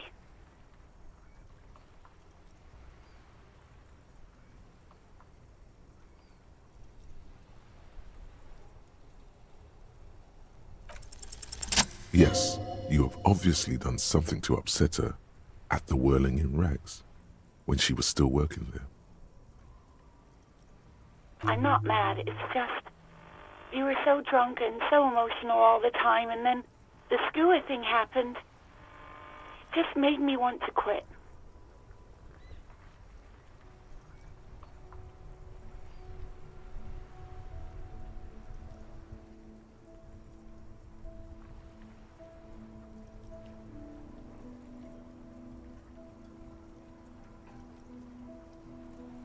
The stuffed bird, the great skua. You threw it against the wall while screaming, fuck. I think you said it had been giving you shit ever since you got there.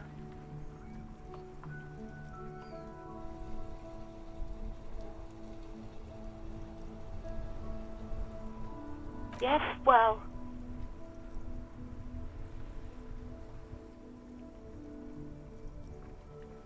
Yes, obviously. You were the worst client I've ever seen.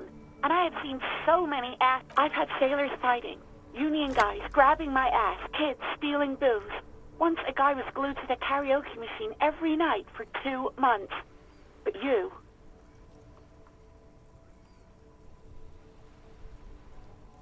Well, you were worse than all of them. Even about little things like not turning down the volume at 3 a.m. I even liked one of those songs you kept listening to on repeat. No More. We Go On by the O.O.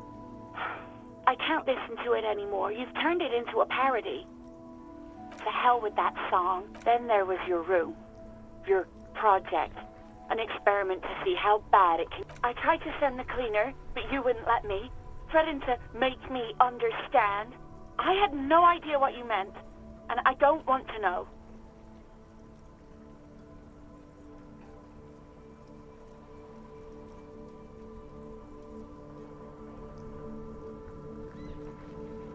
And then you scream something about how you're actually a real cool guy, and no one understands it. One of the coolest guys there is. The coolest guy in Jamrock. Something about disco, too. And then I had to deal with your toilet. The one you clogged with police documents, causing water damage downstairs in the kitchen. I won't even mention you waving your gun around, harassing customers, threatening to sing karaoke, threatening... the ones I had to wrench out of your toilet. Damn it, I don't remember what I did to your damn papers. I don't remember every little thing I do. Especially when there's a hurricane loose. It's your fault for losing them, not mine. Something in you wants to immediately forget about this, as if there was a reason you threw them away. No, you really weren't. You were simply the worst.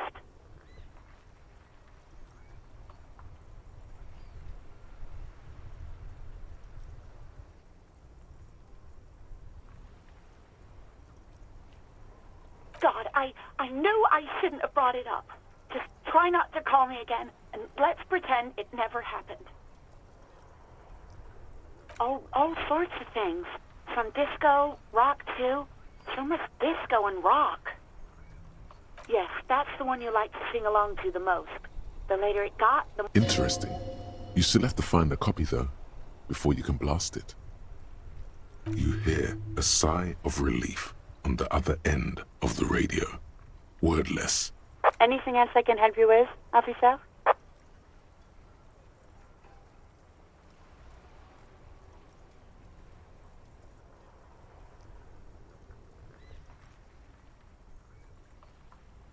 It will take just a moment, officer. Her voices fade out into the familiar... Gottlieb, what do you want? He's carelessly chewing on a piece of hard candy.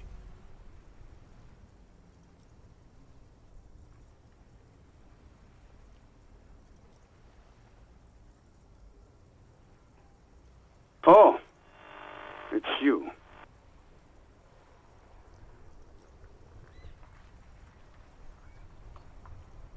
Yes, there's no end to the misfortunes fate has seen fit to rain upon me. Who? You are? You lost your human visage a while back. Now let's get on with it. I've got more important things to do.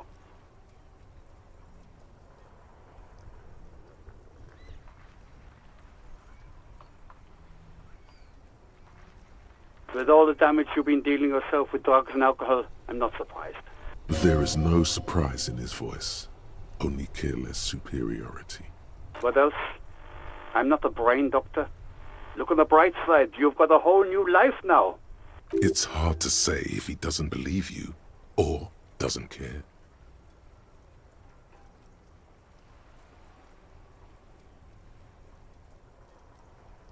What? You want me to do blood work for you again? Tell you just how bad things really are across the board? You want another rundown of everything collapsing inside your body? You want the real, honest-to-God truth? Stop drinking, eat magnesium and vitamin D. Our station is not a retirement home. We don't have the funds to deal with... So it's political. You're being neglected because of political... And no, I don't want to hear a political commentary on the topic. In fact, I got work to do. Some idiot has glued his eyelids shut with cyanoacrylate.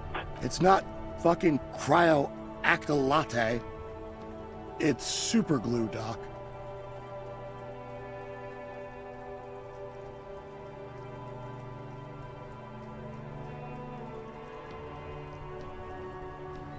That's because you're hungover.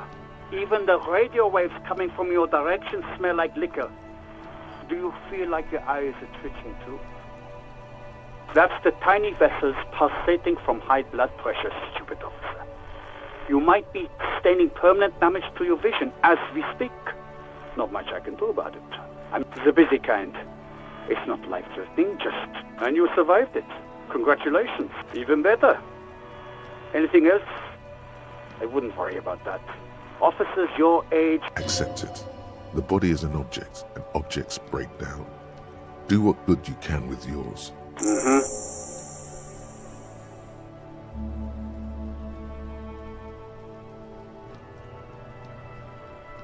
Anything else I can help you with, officer? Just a second, officer.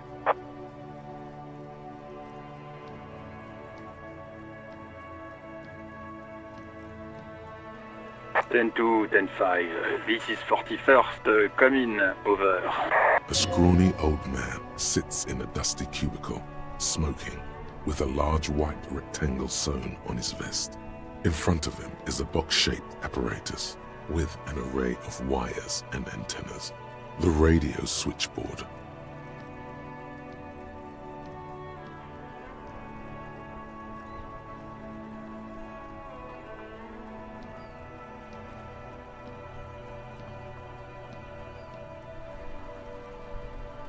Ten 4, what's your status? Over. 10-18, 10-20, over. 10-18, 10-20, over. State your message, sir, over.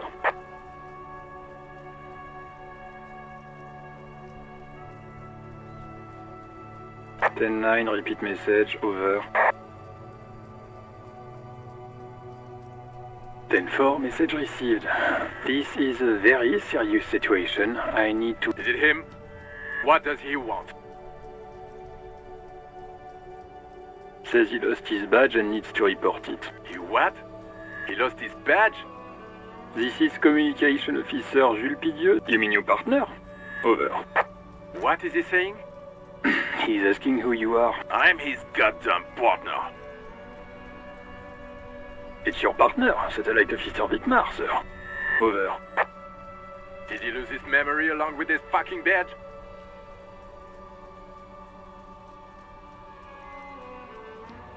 Who lost his badge?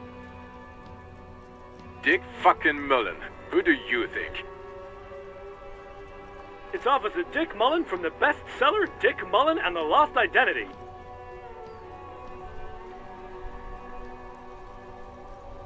Dick Mullen is not your name. It's the name of a fictional detective who would not lose his badge. Defend yourself. Immediately. They're laughing at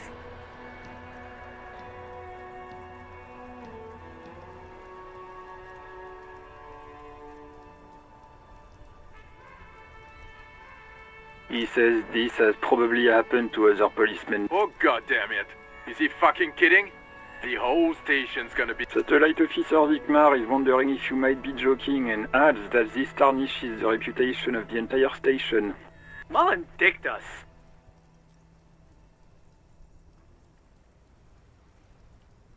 He's asking you to stop, say... Of course it's serious.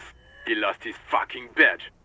Satellite Officer Vikmar concurs, losing your badge. 10-4, I hear you, officer. I'm just going to make a note here that you are in pursuit. Fuck me. Mac, come here. You've got to hear this. Dick Mullen lost his badge.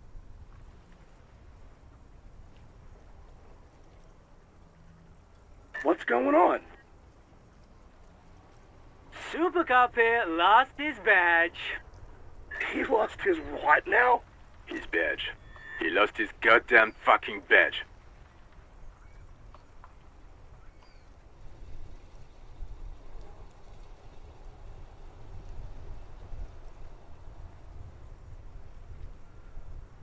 Lost a badge. He asks you to please stop saying he lost it. Why? Did he find it? Sergeant Orson was wondering if you found your badge yet. Over. You don't have a comeback. Sorry. It's hard to think like this.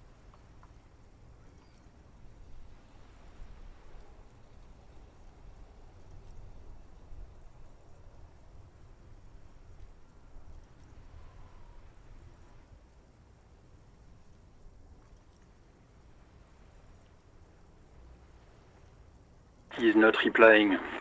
Looks like he's still looking for it. 10-9, come again. I didn't get that. New heights even for Captain Sober. Ask him. Ask him if he's lost his gun, too. Sergeant Orson wants to know if you lost your gun too. Check your pockets. Check your...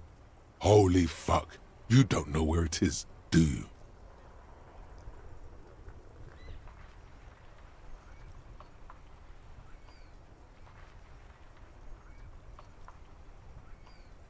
Okay, it's gone. Your gun is... Don't sweat it, Bratan! You don't need a gun to have fun! We can still have fun! It's not... 10-9, come in, officer. Did you get my question? We were wondering about your gun. Over.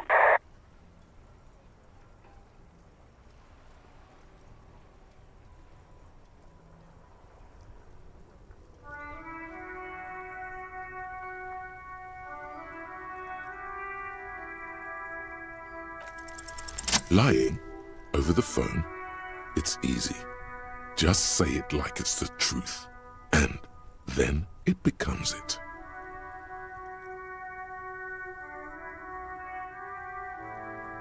He says he didn't. Thank God for that. That would have been a nightmare.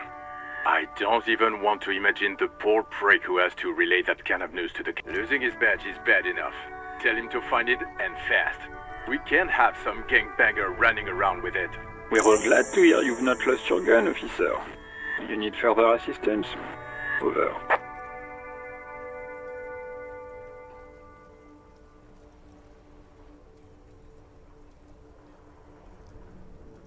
Ben-4, I know I already wrote it in a report, but it will stay on my desk for a few days. Over.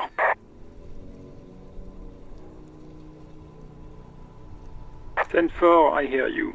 I don't have the authority. What does he want now? He's asking for money. Is he... I don't think he... Don't give that asshole anything. Alright, that's a negative on the additional funds, sir. Over.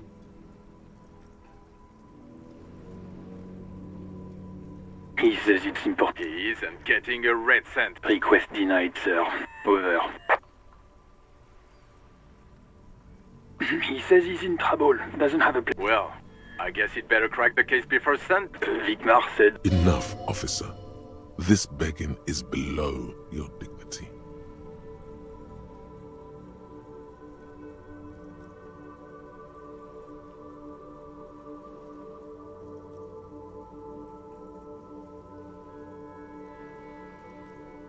Anything else, sir? Over. Okay. Wait. Before you say anything stupid, think it through.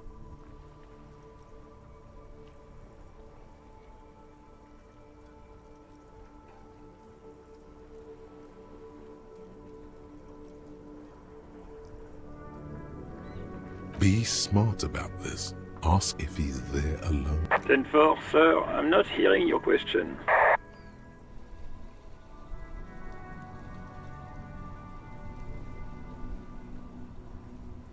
That's a negative, sir. I got a 10-12 here. Over.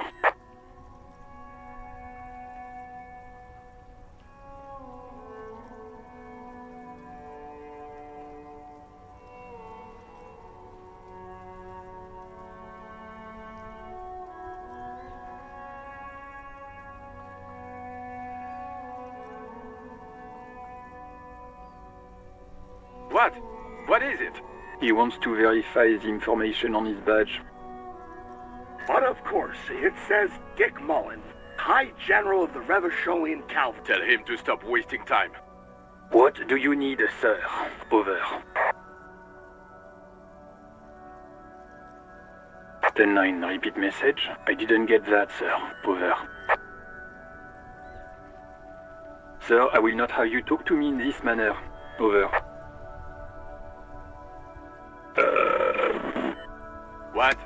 What is it? He seems intoxicated and keeps asking me to call him by his name. Mullen's drunk and emotionally aggressive. That's new. Wrap it up. Don't indulge. 10-4. Hold up, Jules. He doesn't fucking know where he lives? Did I hear that? Seems like it, sir. No, fuck him. Don't tell him anything. You understand? Sorry, sir. Anything more I can do for you? Over. 10. You probably don't want to continue on this road.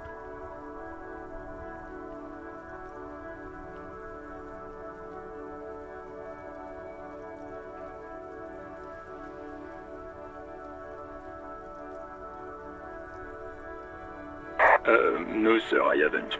You're not really keen on mentioning your home life, so I've always assumed. 10-4, well... Does he actually want something, or is he hell-bent on this? He asked if he ever told me about his days before joining the... For God's sake, cut this shit out!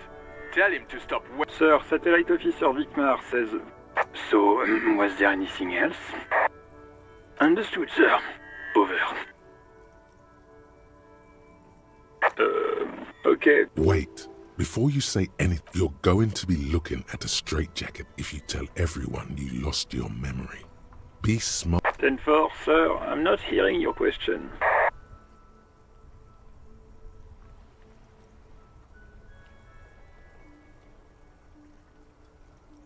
Understood, sir. Over. Roger that. 10-10. Over and out.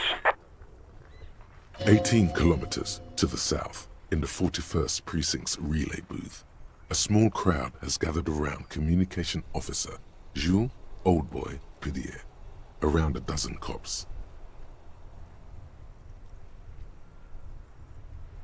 The small room is filled with cigarette smoke, abuzz with laughter, when Officer Judith Minot... What is going on here? Did something happen? What happened is my partner made contact. It's not good.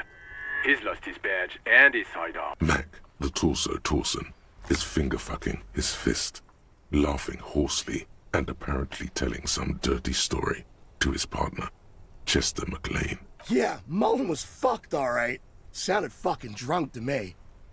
Yeah, Mac's right. This was some gnarly shit there.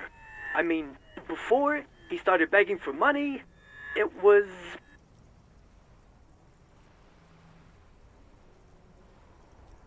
Enough! None of this is funny. It's fucking sad. That's what it is. He's a cop. He's one of us, goddamn this. We must help him.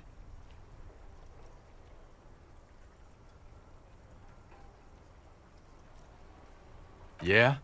How do you fucking plan to do that, huh? Get him off the drink? Go jogging with him in the morning and get him on card? I just know we can't give up on him when he's at his weakest. He wouldn't.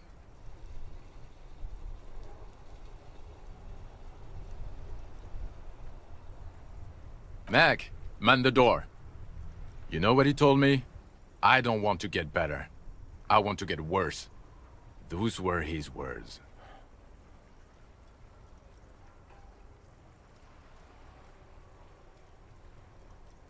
This shit does not leave this room. Not a word of this to the captain. Or anyone else. I guess I can hold off the report for a few days. Good. Okay, everybody. Nothing but a prank call here. We all... Far north, on the other side of the motorway, the officer quietly hunches with his hand in the motor carriage. A metallic drawer slides out from under the seat. Take what you need, officer. It's going to be a long case. He's clearly a little protective of his tools. But what can you do? Work is work.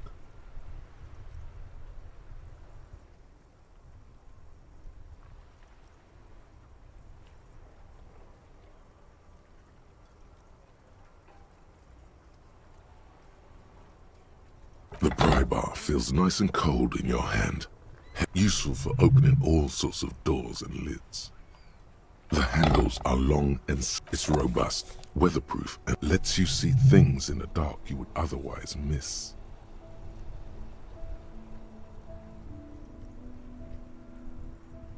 The pull-out toolbox slides back into its nest. Preheater gauge casts. As you tap on the gauge, the indicator pin jerks as if startled. It's in the large orange sector.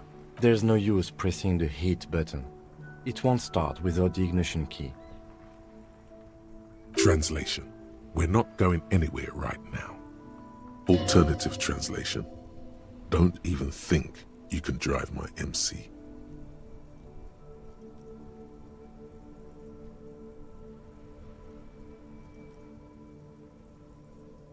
The white suede feels luxurious under the touch, and the metal clutch handle so very familiar in your palm.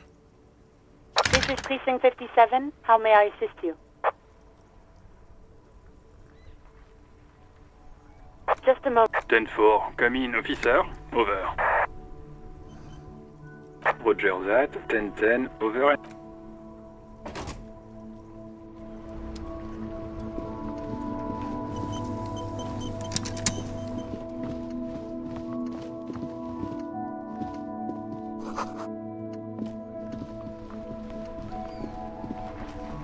This Post Lavantorie mail collection box has been heavily vandalized with graffiti.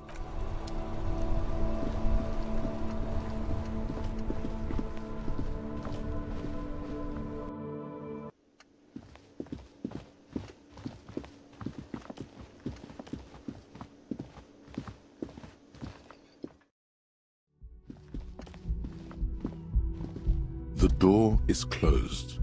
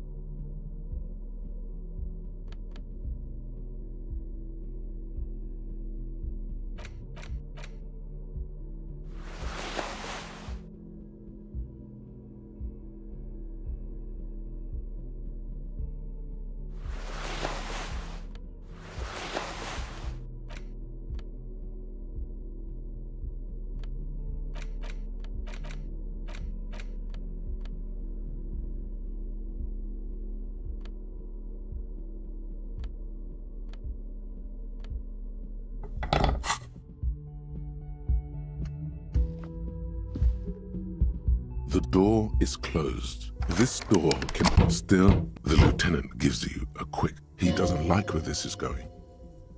Still, the lieutenant, he doesn't like... The lieutenant, he doesn't like... Still, the lieutenant, he doesn't like what...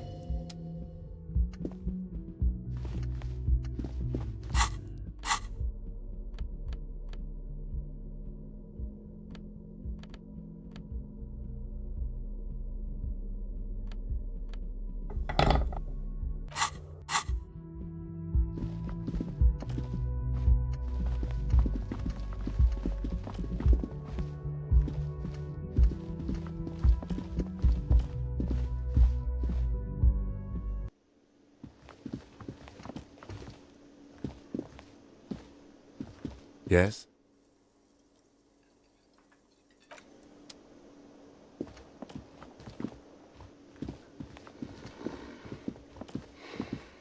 The worker is... A colorful piece of plastic is dangling from his carabiner.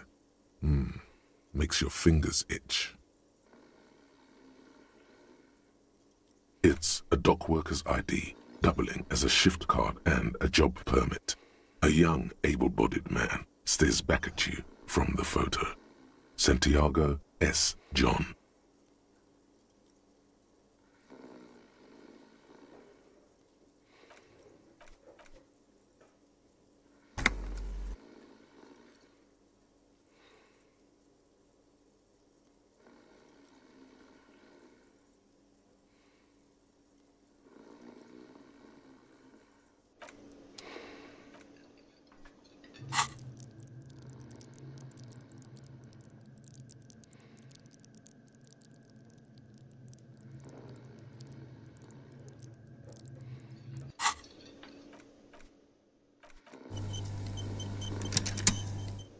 The worker is in a deep slumber.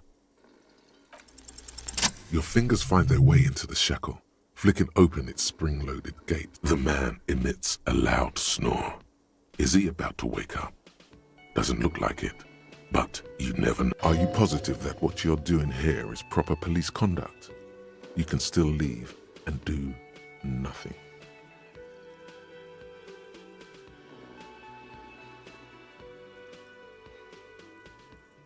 No, he's looking the other way, perhaps purposefully. The sleeping dock worker has little to say about your actions.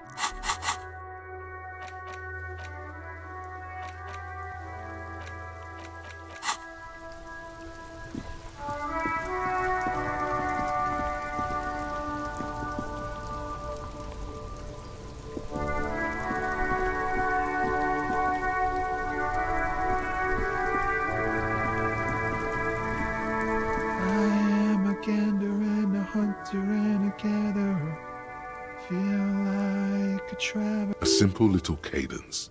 He seems to be making it up as he goes. From another planet. Hey there. It's the jam, my man. It's a traffic jam for the ages. Harbor gates up the street are shut tight. No explanation given. Meanwhile, we're all stuck here in long-haul limbo for days upon days upon days. Upon days.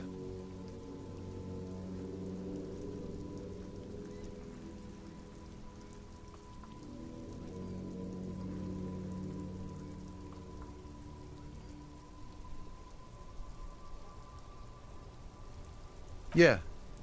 It's official. He too agrees.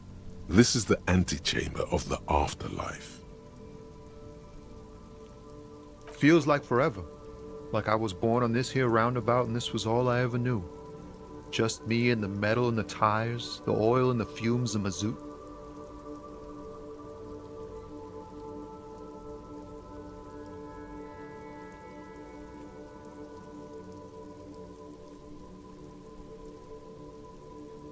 Yeah, imagine. It's been a whole... Behind the laugh, however, a touch of sorrow. So tell me, what do you need?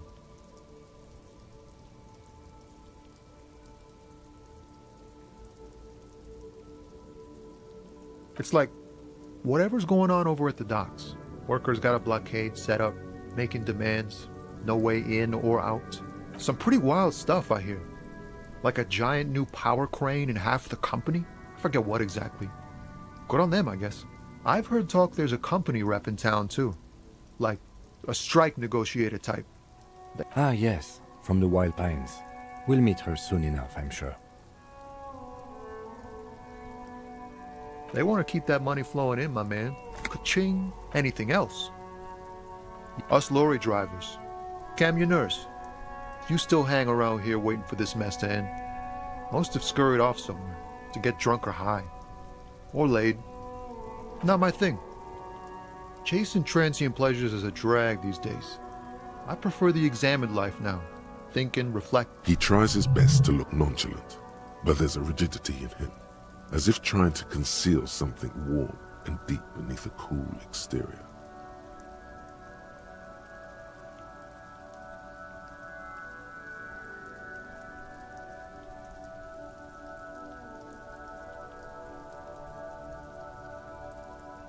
He ain't one of us drivers. I know that. All accounted for. Otherwise, I haven't really asked. It's easy to see he's telling the truth. He's kept his nose out of the dark stuff. Analyzing the fundamental structural and psychological conditions of being stranded in the midst of a sea of motor lorries. A sense of surprise there ain't more bodies hanging from more trees.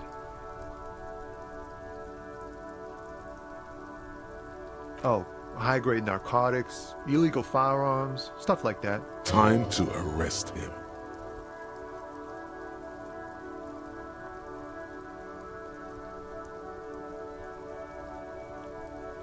Ha! No, I'm joking, my man. Found runs a nice, clean business. This haul of cargo is mostly sporting goods. They usually get shipped to Grad and the Occident, though we've been making headway in the Il Moran market lately. This rockin' beauty. Sure is, like a rash you can't get rid of. You interested in heavy-duty cargo machinery? Neat. For carrying large quantities. There it is again. A little touch of sadness beneath his cool. He thinks he's spent too long in this lorry. We're pals and all, but I can't just freely hand out the merchandise.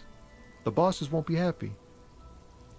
Not unless they've illegalized sports equipment while I was on the... The man taps his fingers rhythmically against his arm.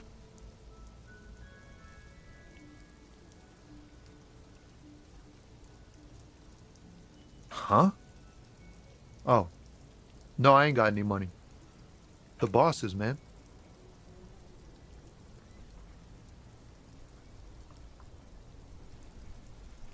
Yeah, it sure ain't good for me. Or you. I'd spare a coin or two for a city cop down in his luck. If I had, say, 4 myself.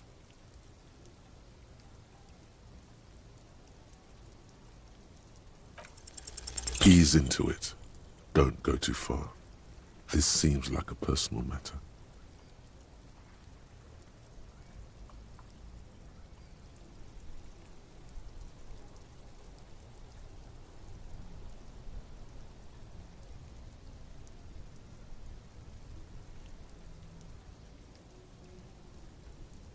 I'm okay, man. Just... the jams got me down. Maybe the full-on, direct approach wasn't correct. Damn. It's tricky business looking into someone's eyes and not doing it wrong. Don't be a stranger.